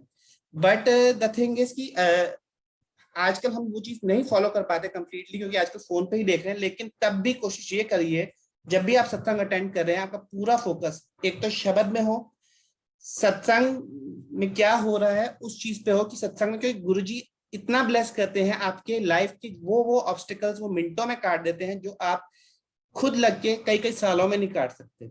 और ऐसा ही एक सत्संग है कि कैसे गुरुजी ने मेरा एक ऐसा काम करवाया जो मैं कई सालों से नहीं कर पा रहा था, लेकिन गुरुजी ने कैसे करवाया। ये सत्संग मैंने पहले भी शेयर किया है, लेकिन फिर से एक बार शेयर करना चाहूंगा, क्योंकि सत्संग की इम्पोर्टेंस उसी से मेरे को समझ आई। 2016 में मैंने अपनी कंपनी के ट्रेडमार्क के लिए अप्लाई किया था, और वो ट्रेडमार्क की एप्लीकेशन जो थी वो अप्रूव तो उस टाइम नहीं हुई थी, और ना ही रिजेक्ट हुई थी, ऑब्जेक्शन आ गया था उस पर। और वो ऑब्जेक्शन का जब मेरे लॉयर ने रिप्लाई भेजा तो भी उसका वो नहीं हुआ, मतलब कि वो फाइल कहीं अटक गई और उसका एग्जैक्ट स्टेटस क्या है वो पता ही नहीं चल रहा था कि एक्सेप्टेड है, रिजेक्टेड है या क्या है। बेसिकली उस पर आया था processed for hearing, but hearing की कोई डेट नहीं आई, और ये चीज नवंबर 2016 से चलती रही चलती रही चलती रही, और 2019 आ गया। और 2019 में जब अपने नॉन जिसके थ्रू करवाया था उससे पूछा, वो कहते सरकारी काम तो ऐसे ही होते हैं, अभी आ जाएगा 2-4 साल में आ जाएगा ये चीज का, अभी तो हम कह नहीं सकते कब आएगा कब नहीं आएगा। आज आना होगा, 1-2 साल या 2-3 साल में आ जाएगा। तो मैं सुन के बड़ा डिमोटिवेट हुआ, यार ये तो बड़ा ही बेकार चीज है। एंड उतने में क्या हुआ कि एक आंटी मेरी कंपनी का नाम चुरा के अपने एडवर्टाइजमेंट में डाल रही थी, और मैंने पकड़ लिया। मैंने कहा आप ये चीज नहीं कर सकते, क्योंकि मैंने ट्रेडमार्क के लिए एप्लीकेशन फाइल कर रखी है, और जब तक वो अप्रूव या रिजेक्ट नहीं होता तब तक भी आप इस चीज को यूज नहीं कर सकते, ये लॉ है। तो उसने कहा कि तुमने जो करना है कर लो, मैं तो यूज करूंगी। और मुझे बड़ा गुस्सा आया। मैं कहा मैं तेरे ऊपर केस तो नहीं करूंगा, लेकिन मैं गुरुजी से प्रार्थना की। मैंने कहा गुरुजी अब आप ही देखो इस आंटी को, क्योंकि इस आंटी के साथ मैं लड़ना तो नहीं चाहता। और इतने में क्या हुआ, गुरुजी ने एक आइडिया दिया कि जो तूने एप्लीकेशन डाली थी उसका एक रिसीट मिली थी, उस रिसीट की एक प्रिंट आउट निकाल और बड़े बंदर ले आ। ये बात है आई थिंक अराउंड मई या जून 2019 की। तो मैं लेके गया, और मैं जैसे ही लेके गया, तो उस दिन तो जैसे गुरुजी खुद ही वेट कर रहे हो ना मेरा कि कब ये एप्लीकेशन लेके आएगा। मेरे हाथ में कागज था, सेवादार अपने आप ही, आओ आओ अंकल आओ आओ, लाओ लाओ अपना कागज लाओ, मैं ब्लेस करवा के लाता हूँ। सेवादार ने अपने आप ही मुझसे ले लिया, और वो ब्लेस होके आ गया। उसके बाद मैं भूल गया। और 15-20 दिनों के अंदर मेरे को डेट आ गई कि आपकी हियरिंग की डेट है 13 जुलाई की। तो मैं शॉक, मैंने कहा कि गुरुजी ये तो जिससे पूछा रहा उसने तो कहा था कि कई साल लग जाएंगे, ये 13 जुलाई की डेट ही आ गई, अभी तो जून चल रहा है। तो मैं हैरान हो गया। और लिटरली जो लॉयर था उसको भी समझ नहीं आया कि ये कैसे हो गया। अब लॉयर को बेचारे को केस का भी पूरा वो भूल भाल चुका था। तो उसने 13 जुलाई सुबह सुबह कोर्ट में जाने से पहले मेरे से पूछा, तो उसे कुछ समझ ही नहीं आ रहा था, तो उसने आगे की डेट ले ली। उसने आगे की डेट ली तो वो 6 महीने बाद की डेट मिली, जो कि थी 13 नवंबर की। अब गुरुजी कैसे कल्याण करना होता है, सत्संग कैसे आपको हेल्प करता है वो बताता हूँ। 13 नवंबर का था, और सबसे पहले मुझे एक आंटी का सत्संग का इनविटेशन आता है, वो आता है सुबह 6 बजे का। और मैंने सोचा कि सुबह 6 बजे कौन जाएगा उठ के सत्संग में, क्योंकि ठंड शुरू होने वाली थी। एंड कौन सुबह सुबह उठ के जाएगा। तो मैंने कहा कोई बात नहीं, मैं तो फोन वैसे भी ऑफ करके सोता हूँ, तो आंटी को बोलूंगा सॉरी आंटी, अब मैंने क्या मैं तो आ नहीं सका, सो गया था। तो लेकिन गुरुजी ने उस सत्संग में बुलाना था। मैं 2-2:30 बजे फोन ऑफ करके सोया, और सुबह 4, 4:15 के अराउंड या 4:50 के अराउंड का टाइम होगा, एक हवा का झोंका आता है और मुझे लिटरली उठा देता है, और सोने ही नहीं देते दोबारा। तो मेरे को समझ आया कि गुरुजी का बुलावा है। 6:30 के अराउंड में उस आंटी के सत्संग में बैठा हुआ था। तो उसके बाद आंटी ने फिर मेरे को कहा कि अब अगला सत्संग जो है वो गुरु नानक जी के बर्थडे पे आई थिंक 12 नवंबर को होगा। 2-3 दिन बाद ही था। पहला सत्संग 10 नवंबर को था, दूसरा सत्संग 12 नवंबर का था। और 12 नवंबर को ही संगीता आंटी के घर में भी शाम को सत्संग था। तो मैंने कहा गुरुजी इतने सारे सत्संग अब कैसे करूंगा, अब ये आंटी ने सुबह सुबह बुला लिए 6 से 8, और फिर संगीता आंटी का भी सत्संग है, और उस दिन मेरे को अपने भी और कुछ काम थे, तो ये सब काम कैसे होंगे। मैं चलो इस बात तो पक्का ही, अब तो एक बार आ गए हो सत्संग में तो दूसरी बार तो मैं आऊंगा नहीं। तो मैंने कहा इस बार फिर से फोन ऑफ करके सो जाता हूँ, तो देखी जाएगी। दूसरी बार फिर फोन ऑफ करके सोया 12 नवंबर की मॉर्निंग में। पौने 4 या पौने 5 बजे हवा का झोंका आता है। 10 मिनट मतलब मेरे को उठाता है, और 10 मिनट तक मेरे को लिटरली कुछ होश ही नहीं होता कि मैं कहाँ हूँ। 10 मिनट बाद होश आता है, तब मैं देखता हूँ मेरे को कोई नींद नहीं आ रही, कोई थकान नहीं। और फिर से मैं आंटी के सत्संग में पहुंच गया होता हूँ सुबह 6 बजे वाले में। 6 से 8 मैंने वो सत्संग अटेंड किया। उसके बाद गुरुजी ने मेरे को वहां से लिफ्ट दिलवारी एक संगत से, जो मेरे को घर पे ड्रॉप कर दी। उन्होंने ही कहा कि संगीता आंटी के सत्संग में भी आपको ले जाएंगे। दोपहर को जब संगीता आंटी के सत्संग में गए, उससे उस टाइम के बीच में जो गैप था उसमें जो मेरे पेंडिंग काम थे गुरुजी ने वो भी करवा दिए। संगीता आंटी के सत्संग में गए, वहां पे गुरुजी ने मतलब बहुत उस दिन आनंद आया था। उस दिन आई थिंक आंटी की सीढ़ियों में फूल बिछा के दिए लगाने की सेवा चल कर रहा था मैं, मेरे को ध्यान नहीं एग्जैक्ट, लेकिन शायद कुछ ऐसी सेवा ही थी। और संगीता आंटी के यहाँ एक और स्वरूप था जिसके आगे उन्होंने कैंडल लगाई हुई थी, तो वहां पे दिया जलाने की एक सेवा मिली थी। तो मैं कहा वाह गुरुजी आज तो बहुत ब्लेसिंग्स दे रहे हो आप। और मैं ये भूल चुका था कि अगले दिन ही मेरे कोर्ट की हियरिंग की डेट है। तो मैं लिटरली वो चीज भूल चुका था। तो क्या होता है कि ये सब किया, मजा भी आया काफी सत्संग में। और उसके बाद नेक्स्ट डे लॉयर का फिर सुबह सुबह फोन आता है कि भैया आज हियरिंग की डेट है। जैसे वो बातचीत कर रहा था, जैसे वो कर रहा था, मैंने कहा आज भी कुछ होने वाला है नहीं, इसे अभी तक केस समझ ही नहीं आया, तो ये वो क्या करेगा। तो मैंने उसे बता दिया ये बोलना है, ये करना है, सब कुछ उसे बता दिया। 10 मिनट बाद उसका फोन आता है। मैं कहा बोलेगा कि अगली डेट मिल गई है। तो 10 मिनट बाद फोन करके कहता है सर आपका काम हो गया, आपका ट्रेडमार्क अप्रूव्ड हो गया। और मैं बिल्कुल एकदम शॉक्ड हो जाता हूँ, ट्रेडमार्क अप्रूव्ड हो गया? कहता हाँ मैंने वो जो जो आप मतलब अपने आप कैसे गुरुजी ने कराया उस चीज के बारे में बोल ही नहीं सकता, लेकिन वो ट्रेडमार्क अप्रूव हो गया। और जो चीज कई कई सालों में होने वाली थी as per that person words, वो चीज 6 महीने में गुरुजी ने करा के हाथ में दे दी। लिटरली जब लॉकडाउन था तब ये चीज मेरे हाथ में वो पेपर्स भी आ गए। तो अनंतम शुक्राना है इस चीज का गुरुजी को, क्योंकि गुरुजी बहुत ब्लेसिंग्स देते हैं। ये चीज तो हम वर्ड्स में भी डिस्क्राइब नहीं कर सकते। अब गुरुजी ने मेरी मम्मी को भी बहुत ब्लेस किया, और उन्होंने मेरी मम्मी की मतलब ये लास्ट अक्टूबर ही एक सत्संग है जो ये भी शायद मैंने शेयर किया हुआ है, और ये आई थिंक जब ओम नमः शिवाय ग्रुप में आया था तो सबसे पहला सत्संग यही शेयर किया था। अक्टूबर 2020 में मेरी मम्मी को अचानक थोड़ा सा मतलब सांस लेने में तकलीफ होने लग गई थी। तो मेरे को लगा कि ये इनको वीकनेस है, क्योंकि इन्होंने काफी ज्यादा व्रत रख लिए थे। इनफैक्ट वो हफ्ते में 5-5 दिन के व्रत रखने लग गई थी किसी चीज में अपसेट होके। और वो क्या था मैं मेरे को नहीं समझ आया, तो मैं उनको डांट रहा था कि और रखे जाओ व्रत, और रखे जाओ व्रत। तो लिटरली मैंने उनको कई बार बोला, तो मेरे को लगा ये व्रतों की वीकनेस है उनको। और उस टाइम पे मेरे घर में रेनोवेशन का काम चल रहा था, व्हाइट वॉश हो रहा था, क्योंकि मेरी सिस्टर वापस कनाडा चली गई थी, फ्लाइट्स ओपन हो गई थी। तो हम लोग पूरे घर का रेनोवेशन करा रहे थे। तो 16 अक्टूबर को रात को मेरे कमरे का मैं अपने कमरे में बैठा होता हूँ, और उस दिन मैं कोई वेब सीरीज देख रहा होता हूँ। और क्या होता है अचानक पूरे घर में वाईफाई चल रहा है, टीवी में भजन चल रहे होते हैं, वाईफाई से चल रहे होते हैं, सब कुछ चल रहा होता है, लेकिन मेरा जो वेब सीरीज होता है वो रुक गया होता है। मेरे को समझ नहीं आता कि ये क्यों रुक गया है। और सब जगह इंटरनेट भी चल रहा है, सब कुछ चल रहा है, मेरे को नहीं समझ आया कि क्या हो रहा है। मैं अचानक से मम्मी की आवाज आती है। तो पापा कहते हैं इसको काफी पसीना आ रहा है और इसको सांस लेने में तकलीफ हो रही है।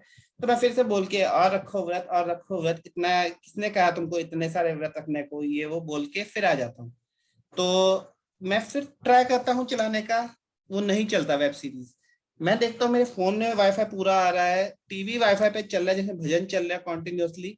बट लैपटॉप पे जहां मैं वेब सीरीज देखना चाह रहा हूँ वो चल ही नहीं रहा। तो ये क्या चीज है, मुझे समझ ही नहीं आ रही। तो इतने में जैसे गुरुजी ही देते हैं माइंड में कि अपनी माँ को देख।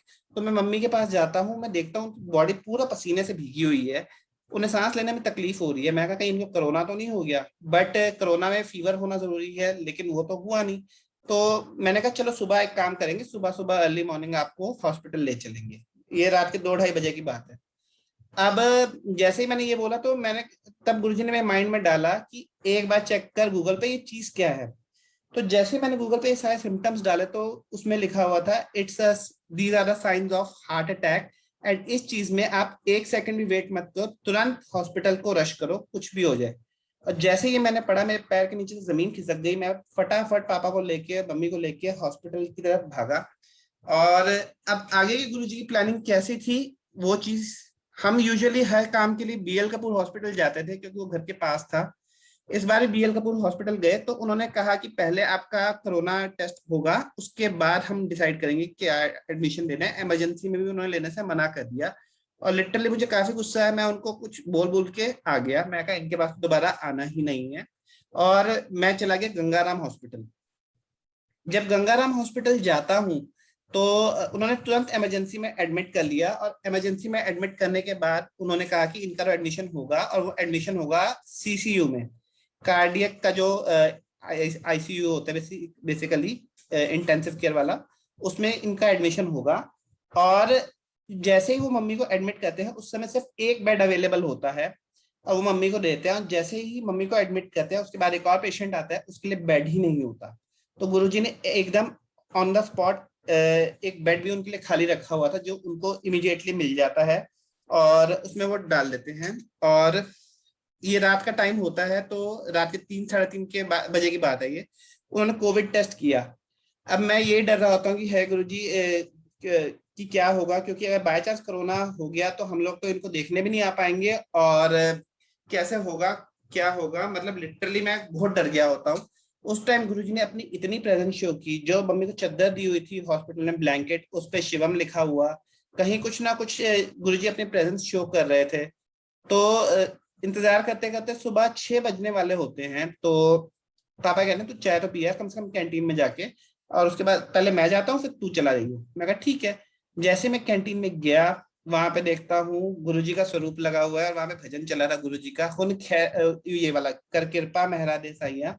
और उसमें शायद वो लाइन चली होती है, हुन खैर झोली विच पा दे उदी।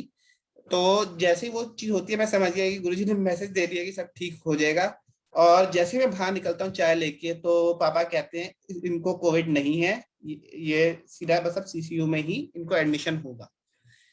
संगत जी, ये तो अभी एक स्टार्टिंग थी कि गुरुजी ने कैसे उस दिन उनको बचाया। उसके बाद जैसे ही एडमिट करते हैं, तो इनका डॉक्टर बोलता है कि इनके हार्ट में कुछ ज्यादा ब्लॉकेज है और इनको काफी दिन रखना पड़ सकता है। We will see what will happen, मतलब हम आपको बताते रहेंगे क्या क्या होगा, लेकिन ये सब अभी टाइम लगेगा। मैं कहा ठीक है, एटलीस्ट जो भी होगा देखा जाएगा। आप मानोगे संगत जी, गुरुजी ने ऐसी ब्लेसिंग्स की। सबसे पहले तो उसी दिन हमने कहा चलो इंश्योरेंस का वो ले लेते हैं, इंश्योरेंस का भर देते हैं। लेकिन क्योंकि हम लोग रात से रुके हुए थे, तो हमने कहा कि चलो अभी हम निकलते हैं घर घर वापस, शाम को आके भर देंगे सो के, मतलब रेस्ट करके। तो अचानक मम्मी ने मतलब नर्स ने बोला कि मम्मी को के बॉडी पे मालिश करनी है, क्योंकि उनकी बॉडी में ड्राइनेस काफी है, तो मम्मी को मालिश करनी है। तो आप ये तेल ले आइए नारियल का। तो हम आधा रास्ता जब पार किया होता है, तो मैं पापा को कहता हूँ पापा तेल तो कम से कम दे देना चाहिए ना, ताकि मम्मी को मसाज तो कर सके नर्स। तो जैसे ही वो चीज हम करने गए होते हैं, तो हमने कहा कि जब हम मसाज के लिए ये कर ही रहे हैं, तो क्यों ना इंश्योरेंस के पेपर्स भी डाल दें। संगत जी, 10 बजे इंश्योरेंस काउंटर खुलता था। 10 बजे हमने पेपर्स डाले। 10:50 पे हम लोग घर पहुंचे। और जैसे ही 10:50 पे घर पहुंचने वाले थे, उससे पहले ही गुरुजी ने ऐसी ब्लेसिंग की कि वो इंश्योरेंस का प्रीमियम इंस्टेंटली अप्रूव हो गया। मेरे फादर के केस में 4-5 दिन लग गए थे, लेकिन मम्मी के केस में उन्होंने सिर्फ 40 मिनट 50 मिनट में गुरुजी ने वो अप्रूव भी करा दिया, पूरा का पूरा प्रीमियम। और वो बहुत वो था। उसके बाद सीसीयू में यूजुअली गंगाराम और कई हॉस्पिटल्स में ये रूल होता है कि आप 2 टाइम ही विजिट कर सकते हैं, बट गुरुजी की बहुत ब्लेसिंग रही इस चीज में भी, उन्होंने बहुत मदद की। जब मम्मी से मतलब मम्मी को कुछ चाहिए होता था, तो हॉस्पिटल स्टाफ ने बहुत कोऑपरेट किया, उन्होंने अलाउ किया। क्योंकि मम्मी कई बार बेचैन हो जाती थी या कुछ होता था, तो उसमें उन्होंने बहुत इस चीज में मतलब कोऑपरेट किया। अब धीरे धीरे मम्मी का रिकवरी भी काफी अच्छा हो गया, and within week doctors ने कहा कि हम इनका एंजियोस्कोपी करते हैं, क्योंकि वो जो ब्लॉकेज लग रहा था वो ब्लॉकेज हमें इतना दिख नहीं रहा। तो एक बार हम वो एंजियोस्कोपी करेंगे, और अगर एंजियोस्कोपी में कुछ नहीं आता, तो हम इनको डिस्चार्ज कर देंगे। तो एंजियोस्कोपी जब पापा ने नाम सुना ना, तो एंजियोस्कोपी का नाम सुन के वो बड़ा डर गए, है वो हार्ट में कैमरा डाल के वो। और लिटरली मेरे पैरों के नीचे से भी जमीन खिसक गई कि जब पापा वो चीज बता रहे। तो मैंने कहा गुरुजी ये तो मैं देख भी नहीं पाऊंगा, और उसमें एक फैमिली मेंबर होना जरूरी है। तो जब हॉस्पिटल से कॉल आया कि आपको आना है एक बंदे को, तो कम से कम तो मैं निकला। लेकिन गुरुजी ने पता नहीं क्या किया, जब मैं पहुंचा हार्डली मैं 15 मिनट में पहुंच गया था, लेकिन तब तक उन्होंने उनकी एंजियोस्कोपी भी करा दी। और कहते कि हार्ट कोई ऐसी दिक्कत नहीं है, तो आप इनको हम रिलीव कर देते हैं। और संगत जी, लगभग 2 महीने बाद लगभग 2 महीने बाद जब जो बैलेंस अमाउंट का सेटलमेंट इंश्योरेंस कंपनी से करना होता है, उस टाइम पे जब पेपर्स देखने लगा, पेपर्स देने होते हैं, रिपोर्ट्स देनी होती हैं, तो उन्होंने एंजियोस्कोपी की भी रिपोर्ट मांगी होती है। और जब वो रिपोर्ट मांगी होती है, तो उसमें मैं देख रहा होता हूँ, तो सामने क्या देखता हूँ कि मम्मी के हार्ट में ओम बना हुआ है। इसका इमेज भी मैं आप लोगों के साथ शेयर करना चाहूंगा, क्योंकि मैंने ये इमेज लेके रखा हुआ है। एक सेकंड दीजिए, मैं इस इमेज को भी आप सबके साथ शेयर करता हूँ। Just hold on.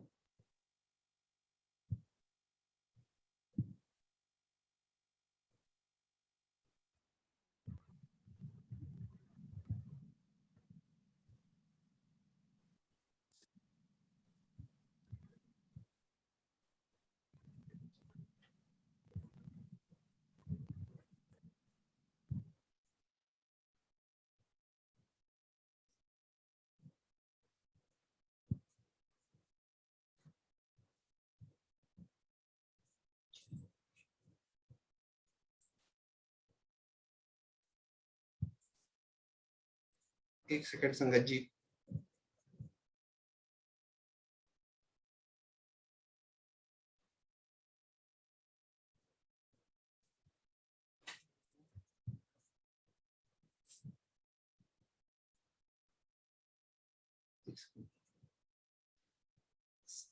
ये वीडियो देखिए संगत जी, ये देखिए उनके हार्ट में बिल्कुल ऐसे ओम बना हुआ नजर आया।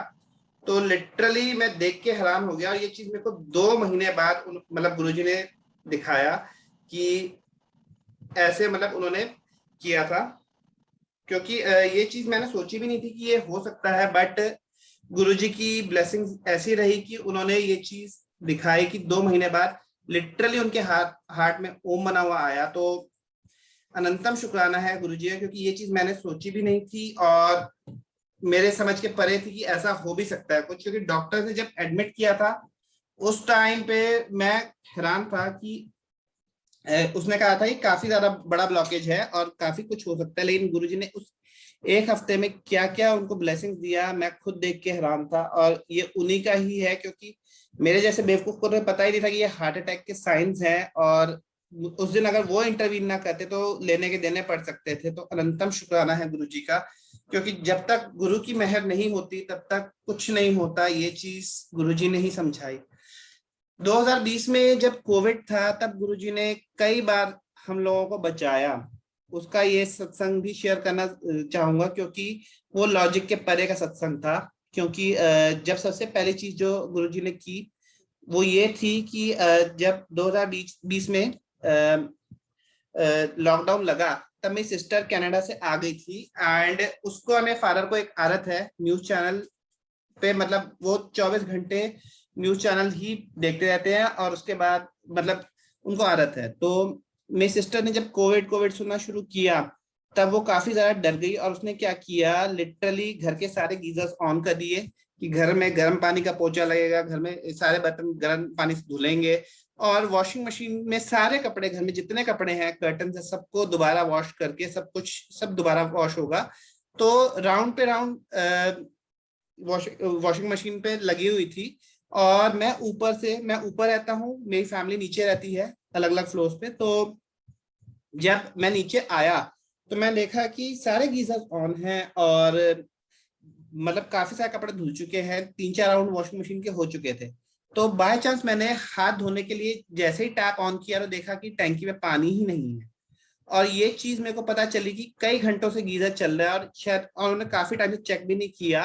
और वो जो फ्लो था वो काफी कम से कम 15-16 साल पुराना बना हुआ है, और उसमें गीजर्स भी उसी टाइम के लगे हुए हैं।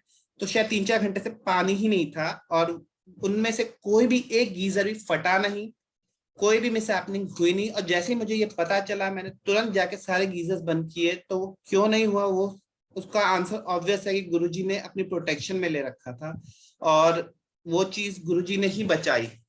इसी तरह जब 2020 में मई के अराउंड में सिस्टर, क्योंकि वो बहुत ज्यादा कोविड से डरी हुई थी, हम लोग इतना फोकस नहीं करते थे कोविड पे, लेकिन वो थी हमारे घर में, वो काफी ज्यादा कोविड से डरी हुई थी। और वो किसी नोन में किसी को हो जाए तो उसका भी पूरा अच्छे से पता करना ये वो कि क्या करना है क्या नहीं करना, वो बहुत फोकस कर रही थी उस चीज पे। और मैं उसे मना करता था कि मत कर इस चीज पे, बट वो चीज उसने कंटिन्यू रखी।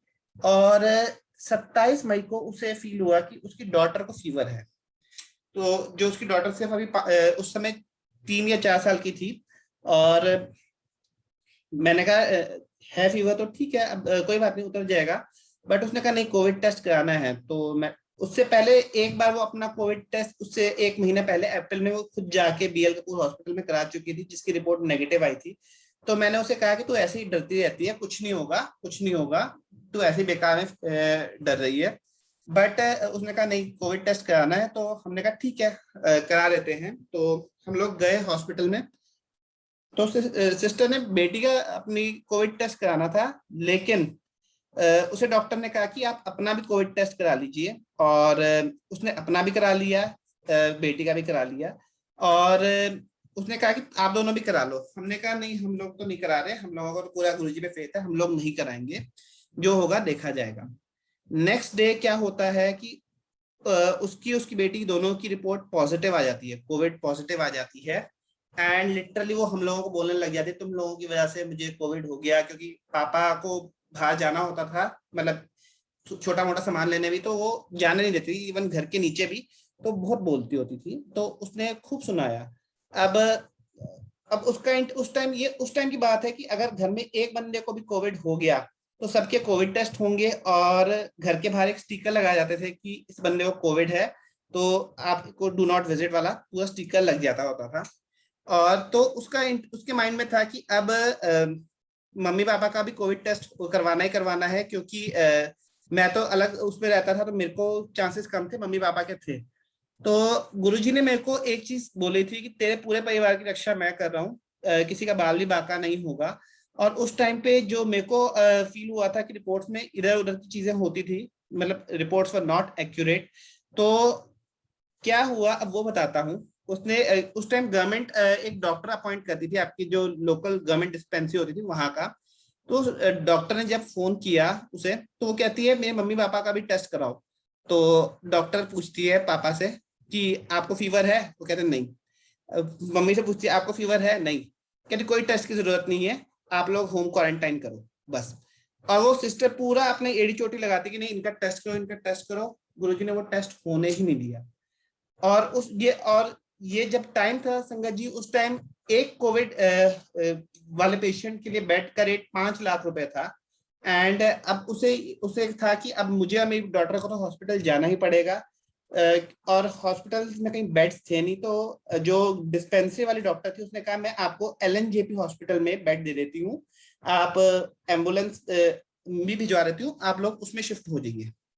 मेरी सिस्टर ने कहा नहीं, मैं LNJP नहीं जाऊंगी, मैं पूरा अपने लेवल पे ट्राई करूंगी। उसने अपना एड़ी चोटी हर चीज लगा ली, पूरा जहां जहां से कहाँ कहाँ से उसने कौन सा पॉलिटिकल कौन से जुगाड़ नहीं लगवाया, कहीं उसको एक बेड भी नहीं मिला। उसने कहा एक्स्ट्रा पैसे देके करवा रही थी, ये करवा रही थी, वो करवा रही थी, कुछ नहीं हुआ। फिर एंड में जब उसे लगा कि कहीं उसकी हालत खराब ना हो जाए, तो वो चीज उसने पापा को प्रेशराइज किया कि पापा को नहीं, उसने मेरे को कहा कि तू छोड़ के आ हमें LNJP हॉस्पिटल में, मुझे और मेरी बेटी को। और मैं डर गया, क्योंकि मेरे को तो कोविड था नहीं। तो मैं इनडायरेक्टली मना भी नहीं कर पा रहा, क्योंकि छोटी बच्ची थी, और मतलब मेरे लिए वो सिचुएशन थी कि ना मैं उगलने वाला ना मैं निगलने वाला, और मैं क्या करूं मुझे समझ नहीं आ रहा था। तो इधर से पापा ने कहा बेटा तू ही जा सकता है, अब तू ही जाके करा के आ। तो लिटरली मैंने कहा कि ये तो मेरे को फंसा दिया, मेरे को ही जाना पड़ेगा। और संगत जी मेरे को लिटरली कोविड के बारे में कुछ आइडिया नहीं था। मेरे को यहाँ तक कि ये भी नहीं पता था कि दरवाजे खुले रखने होते हैं ताकि आपको ज्यादा वो ना इम्पैक्ट हो। मैं कहा ठीक है, गाड़ी में उन्होंने बिठाया, और गुरुजी का मंत्र जाप चला लिया, और चलने लग गए। गाड़ी में AC चल रहा था। तो और मेरी सिस्टर लिटरली कफ कर रही थी, मतलब बार बार लिटरली कफ कर रही थी। और इतने में क्या होता है कि अचानक से वो कहती है कि कम से कम खिड़कियां खोल ले, AC मत चला, तेरे को नहीं होता की। तो वो चीज मेरे को जब समझ आई तो मैंने वही चीज की। और अब क्या होता है कि गुरुजी ने कैसे बचाया उसको LNJP हॉस्पिटल में जाने से, वो बताता हूँ। उसने मेरी एक फ्रेंड को भी कॉल किया था, जो कि उस टाइम पे कोविड वॉलंटियर थी। एंड लिटरली उस टाइम पे उसका कॉल आता है, और वो कहती है कि तेरी सिस्टर के लिए कोई जुगाड़ हुआ कहीं हॉस्पिटल में। तो मैं कहा नहीं यार, अभी तक तो कुछ नहीं हुआ। और ये चीज होती है जब हम LNJP के गेट से 10 मिनट की दूरी पे होते हैं। तो कहती है एक काम कर, अभी दिल्ली गवर्नमेंट ने एक स्कीम निकाली है, जिस हॉस्पिटल में 20 बेड से ज्यादा हैं उसके कुछ बेड्स कोविड पेशेंट्स के लिए यूज होंगे। और ये स्कीम आज रात से ही लागू है, थर्सडे थर्सडे नाइट से लागू है, मतलब फ्राइडे शुरू हो जाएगा तब से लागू है। तुम सबसे पहले जाके BL कपूर में जाओ, वो आज रात से ही करेगा, और वहां पे जाके अपना स्लॉट बुक करा लो। अगर हॉस्पिटल वालों को ये होगा कि आपका इंश्योरेंस से नहीं देना, तो तुम लोग तो कैश देने को भी तैयार थे, तुम लोग उससे देना, पूरी पेमेंट बिना इंश्योरेंस से कर देना। तो ये बात मेरी सिस्टर को भी जच गई, उन्होंने हम लोगों ने BL कपूर पता किया। तो वो कहते हैं आप आ जाओ, और उसे बेड भी मिल गया। बेड मिल गया, उन्होंने कहा बेटी को जरूरत नहीं है, बेटी को आप होम क्वारंटाइन कराइए। और बेड हम आपको, मेरी सिस्टर को बेड मिल गया। और संगत जी जिस टाइम दिल्ली में बेड, एक एक बेड 5-5 लाख का था, वो 4 दिन हॉस्पिटल में रही है, मात्र 6,000 रुपए में रह के आ गई, बाकी सारा पैसा इंश्योरेंस पॉलिसी से गया। और उसकी बेटी हमारे साथ रही, हम में से किसी को कोविड नहीं था गुरुजी की ब्लेसिंग से। और गुरुजी ने साफ कहा था कि उसके साथ, बच्ची के साथ कोई भेदभाव नहीं करना, क्योंकि 4 साल का बच्चा क्या क्वारंटाइन रूल्स फॉलो करेगा, वो तो मास्क भी नहीं पहनता। वो हमारे साथ ही खाती थी, उठती थी, बैठती थी, खेलती थी। इनफैक्ट मम्मी पापा के साथ जप्फी डाल के सोती थी। तो गुरुजी ने सबकी ख्याल भी रखा, सबकी रक्षा भी करी, और ये टाइम भी निकाल दिया। इतना ही नहीं, उसके बाद जब वो ठीक होके, क्वारंटाइन उसका पूरा हो गया, वो ठीक हो गई, उसके 15-20 दिन बाद मेरी भांजी को फिर से फीवर आना शुरू हुआ, पोस्ट कोविड वाले सिम्टम्स। और उस टाइम पे मेरी सिस्टर फिर से हम लोगों को बोलने लगी कि तुम लोगों ने बहुत खराब कर दिया, बहुत कुछ कर दिया। और तब अचानक क्या हुआ कि वो अपने इन लॉज के यहाँ, क्योंकि उस टाइम लॉकडाउन खुलना शुरू हो गया था, तो वो अपने इन लॉज के पास फरीदाबाद जाने का सोच रही थी। तो हम लोगों ने कहा ठीक है। तो उसने कुछ जुगाड़ किया, तो उसको अपोलो, फरीदाबाद के पास जो अपोलो हॉस्पिटल है, वहां पे पूरा एक रूम मिल गया अपनी डॉटर को चेक कराने का, क्योंकि दोबारा कराया था तो कोविड उसका फिर निकला था। तो वो मिल गया, और डॉक्टर्स कह रहे थे कि इसे कोविड नहीं है, इसको पोस्ट कोविड के सिम्टम्स हैं। और कुछ डॉक्टर्स ने तो यहाँ तक ये भी डरा दिया था कि इसको कैंसर के सिम्टम्स हैं। और जब उसने ये सब सुना तो लिटरली वो हम लोगों को जो सुनाना शुरू किया, और लिटरली मैं बहुत ज्यादा दुखी हो गया कि गुरुजी ये क्या ही हो रहा है। तो जिस दिन उसका टेस्ट होना था, उस दिन गुरुजी ने कैसे ब्लेस किया ये मैं आपको बताता हूँ। जिस दिन मॉर्निंग में उसका टेस्ट होना था, मैं तो मॉर्निंग में सो जाता हूँ, तो मॉर्निंग में सोया होता हूँ, तो अचानक गुरुजी मेरे को 11 बजे जगाते हैं। 11 बजे जगाते हैं, और कैसे फेसबुक पे एक सत्संग चल रहा होता है, वहां पे पहुंचा देते हैं। और वहां पहुंचाते हैं तो वहां पे एक भजन चल रहा होता है, मेरे साहेब दे रंग न्यारे। और वो भजन जैसे ही चल रहा होता है, वो भजन अटेंड करता हूँ, उसके बाद करता हूँ, मतलब पूरा सत्संग खत्म होता है, तो उसके बाद मेरी सिस्टर का फोन आता है कि कैंसर या ये सब कुछ नहीं है, अभी क्या डिजीज है क्या नहीं है वो तो डिटेक्ट नहीं हो पाया, लेकिन कैंसर उसे नहीं है। तो गुरुजी ने बेसिकली ये चीज समझाने की कोशिश की थी कि उससे, गुरुजी ने उसके बहुत बड़े बड़े कष्ट काटे उस बच्ची के। आज वो बच्ची ठीक है, काफी अच्छी कंडीशन में, अपने घर में कनाडा में खुश है। तो अनंतम शुक्राना है गुरुजी का।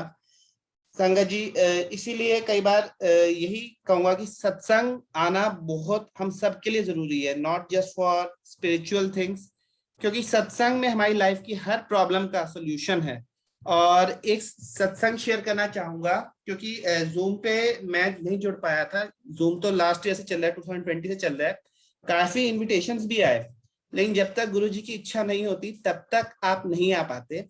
एंड शायद गुरु जी की ही इच्छा थी जो उन्होंने मेरे को जिस टाइम पे बुलाया, क्योंकि उस टाइम पे मैं काफी ज्यादा डाउन हो गया था, और मैं गुरु जी से काफी ज्यादा कि आपने मेरे साथ ऐसा किया, पुरानी बातें याद करके बोलने लग गया। लेकिन जब गुरु जी ने आपको बुलाना है तभी बुलाना है। तब संगीता आंटी का ही एक दिन मैसेज आया कि तुम कहाँ गायब हो इतने टाइम से, इस ग्रुप पे आया करो सत्संग में। और मैं रोज आने लग गया सत्संग में, और जब आना शुरू हुआ काफी इम्प्रूवमेंट मेरे अंदर आना शुरू हुआ। और एक दिन जब इधर मंत्र जाप चल रहा होता है, ये सत्संग मैंने सिर्फ संगीता आंटी के साथ शेयर किया था। तो जब मंत्र जाप चल रहा होता है, तो क्या होता है कि अचानक ही मेरे को गुरुजी का विजन आता है, और वो दिखाते हैं कि मैं बड़े मंदिर के टी पॉइंट पे हूँ, और उन्होंने मेरे हाथ में एक कुल्हाड़ी दी है, कहा कि आज से तेरी सेवा है, यहाँ पे खड्डा खोदना है, कुछ करना है, उस चीज की सेवा लगा दी है तेरी। तो ये चीज मैं आई गई सोच के छोड़ देता हूँ, मैं कहा कुछ होगा। लेकिन नेक्स्ट डे ही संगीता आंटी का कॉल आता है, और वो कॉल जब आता है तो उसके बाद पता चलता है कि मेरी यहाँ पे इस ग्रुप में सेवा लग गई है। तो वो चीज एकदम वैलिडेट हुई कि गुरुजी ने कैसे ये चीज प्लान की। और संगत जी, सच है ये कि हम लोग कुछ नहीं प्लान करते, जब गुरुजी हमारी लाइफ में आ जाते हैं सब कुछ वो प्लान करते हैं, क्या कब क्या करना है, कैसे करना है, किसको क्या देना है, क्या लेना है, सब कुछ ए टू जी उनके हाथ में है। The only thing we have to remember is we all are his puppets। जब उन्होंने जो करवाना है शुक्राना करो और करते चलो। हालांकि ये चीज मैं बोल रहा हूँ, मैं खुद भी नहीं ये चीज कई बार फॉलो कर पाता, लेकिन यही सच्चाई है, हम लोगों के हाथ में कुछ नहीं है। मैंने बहुत बड़ी लिस्ट बनाई थी, पहले तो मैं लिस्ट बना ही नहीं रहा था कि मैं ये बोलूंगा, लेकिन गुरुजी ने जो जो बुलवाना था वो अपने आप ही बुलवा दिया। और बीच बीच में लिस्ट देखने की जरूरत पड़ी, लेकिन ज्यादा नहीं देखने की जरूरत पड़ी। तो अनंतम शुक्राना है गुरुजी का, बहुत बहुत शुक्राना है गुरुजी का।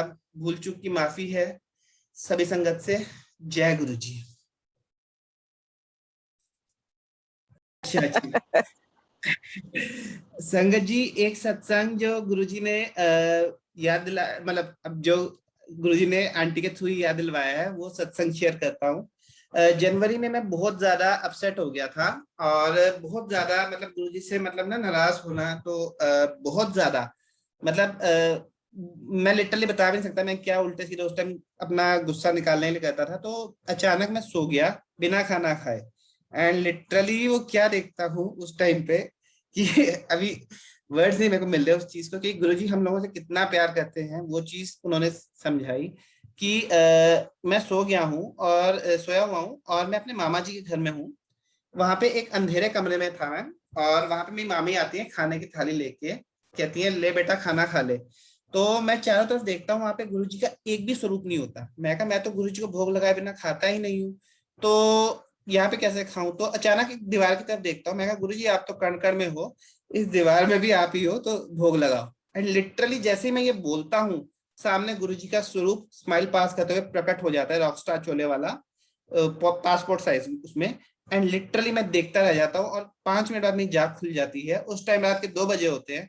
सबसे पहले मैं खाना खाता हूँ, और तब मेरे को ये समझ आता है कि गुरुजी हम लोगों से कितना प्यार करते हैं। हम लोग गुस्सा होके बैठ जाते हैं, हम लोग कुछ भी करते हैं, लेकिन वो एक एक चीज का ख्याल रखते हैं। इसी से एक और सत्संग भी याद आ गया, और ये यही है कि गुरुजी का जो भी प्रसाद हम गुरुजी को घर पे भोग भी लगाते हैं ना, वो सचमुच एक अमृत प्रसाद बन जाता है। ये 2018 का ही सत्संग है। मोमोज खाता था तब मैं काफी ज्यादा। तो जो भी मैं खाता था, जब से गुरुजी से जुड़ा था, तो वो गुरुजी के स्वरूप के आगे भोग लगा के खाता था। तो मोमोज और चटनी पूरे बाउल में डाल के मैंने गुरुजी के आगे रख दी कि गुरुजी भोग लगाओ। अब पूरी कटोरी चटनी की भरी हुई थी, और मोमोज की चटनी बहुत तीखी होती है। मोमोज खत्म हो गए, लेकिन पूरी चटनी खत्म नहीं हुई। एंड जो चीज गुरुजी को भोग लगा दी है वो फेंकनी भी नहीं है, वो हमारी ब्लेसिंग है। अब मैं खाऊं तो खाऊं कैसे। तो मैंने गुरुजी अब आंख बंद करके आपका नाम लेके मैं खाऊंगा, जो होगा देखा जाएगा। लिटरली मैंने जय गुरु जी बोल के खाया, आप मानोगे जरा सी भी मिर्ची नहीं लगी, ऐसा लगा फीका सा कुछ चटनी खा रहा हूँ। और वो सारी मिर्ची कहाँ गायब हो गई, ये चीज मैं आज तक नहीं समझा। लेकिन ये समझ आ गया कि जब हम गुरु जी पे विश्वास रख के कोई चीज करते हैं, तो बाकी सब गुरु जी अपने आप ही कराते हैं। और ऐसे ही एक बार बड़े मंदिर में भी मेरे साथ हुआ था कि हम लोग जब लंगर करके उठने लगे थे, तो क्या हुआ कि उसमें कड़ी प्रसाद में जो काली वाली मिर्च डलती है ना, लंबी सी, वो मिर्ची थी। और जैसे ही वो मिर्ची किसी ने नहीं खाई, तो सेवादारों ने देख लिया, और सेवादारों ने देख लिया तो उन्होंने मेरे को कहा कि अंकल इस मिर्ची को खाओ, आप खाओ। मैं कहा मैं कैसे खाऊं मिर्ची। कह नहीं नहीं खाओ, ये मिश्री है, इससे आपको बिल्कुल भी मिर्ची नहीं लगी, खा लो खा लो मिश्री, अगर आपको लगी भी आप खाओ, दूसरा सेवादार जल लेके आएगा, आप खाओ। एंड लिटरली जब वो मिर्ची खाई, तो लगा ही नहीं कि मिर्ची खाई है, जैसे सचमुच मतलब कोई टेस्ट ही नहीं था उसमें संगत जी। तो कई बार गुरुजी हमारे कष्ट भी इसी तरीके से काटते हैं। तो अनंतम शुक्राना है गुरुजी का, अनंतम अनंतम शुक्राना है गुरुजी का। जय गुरुजी।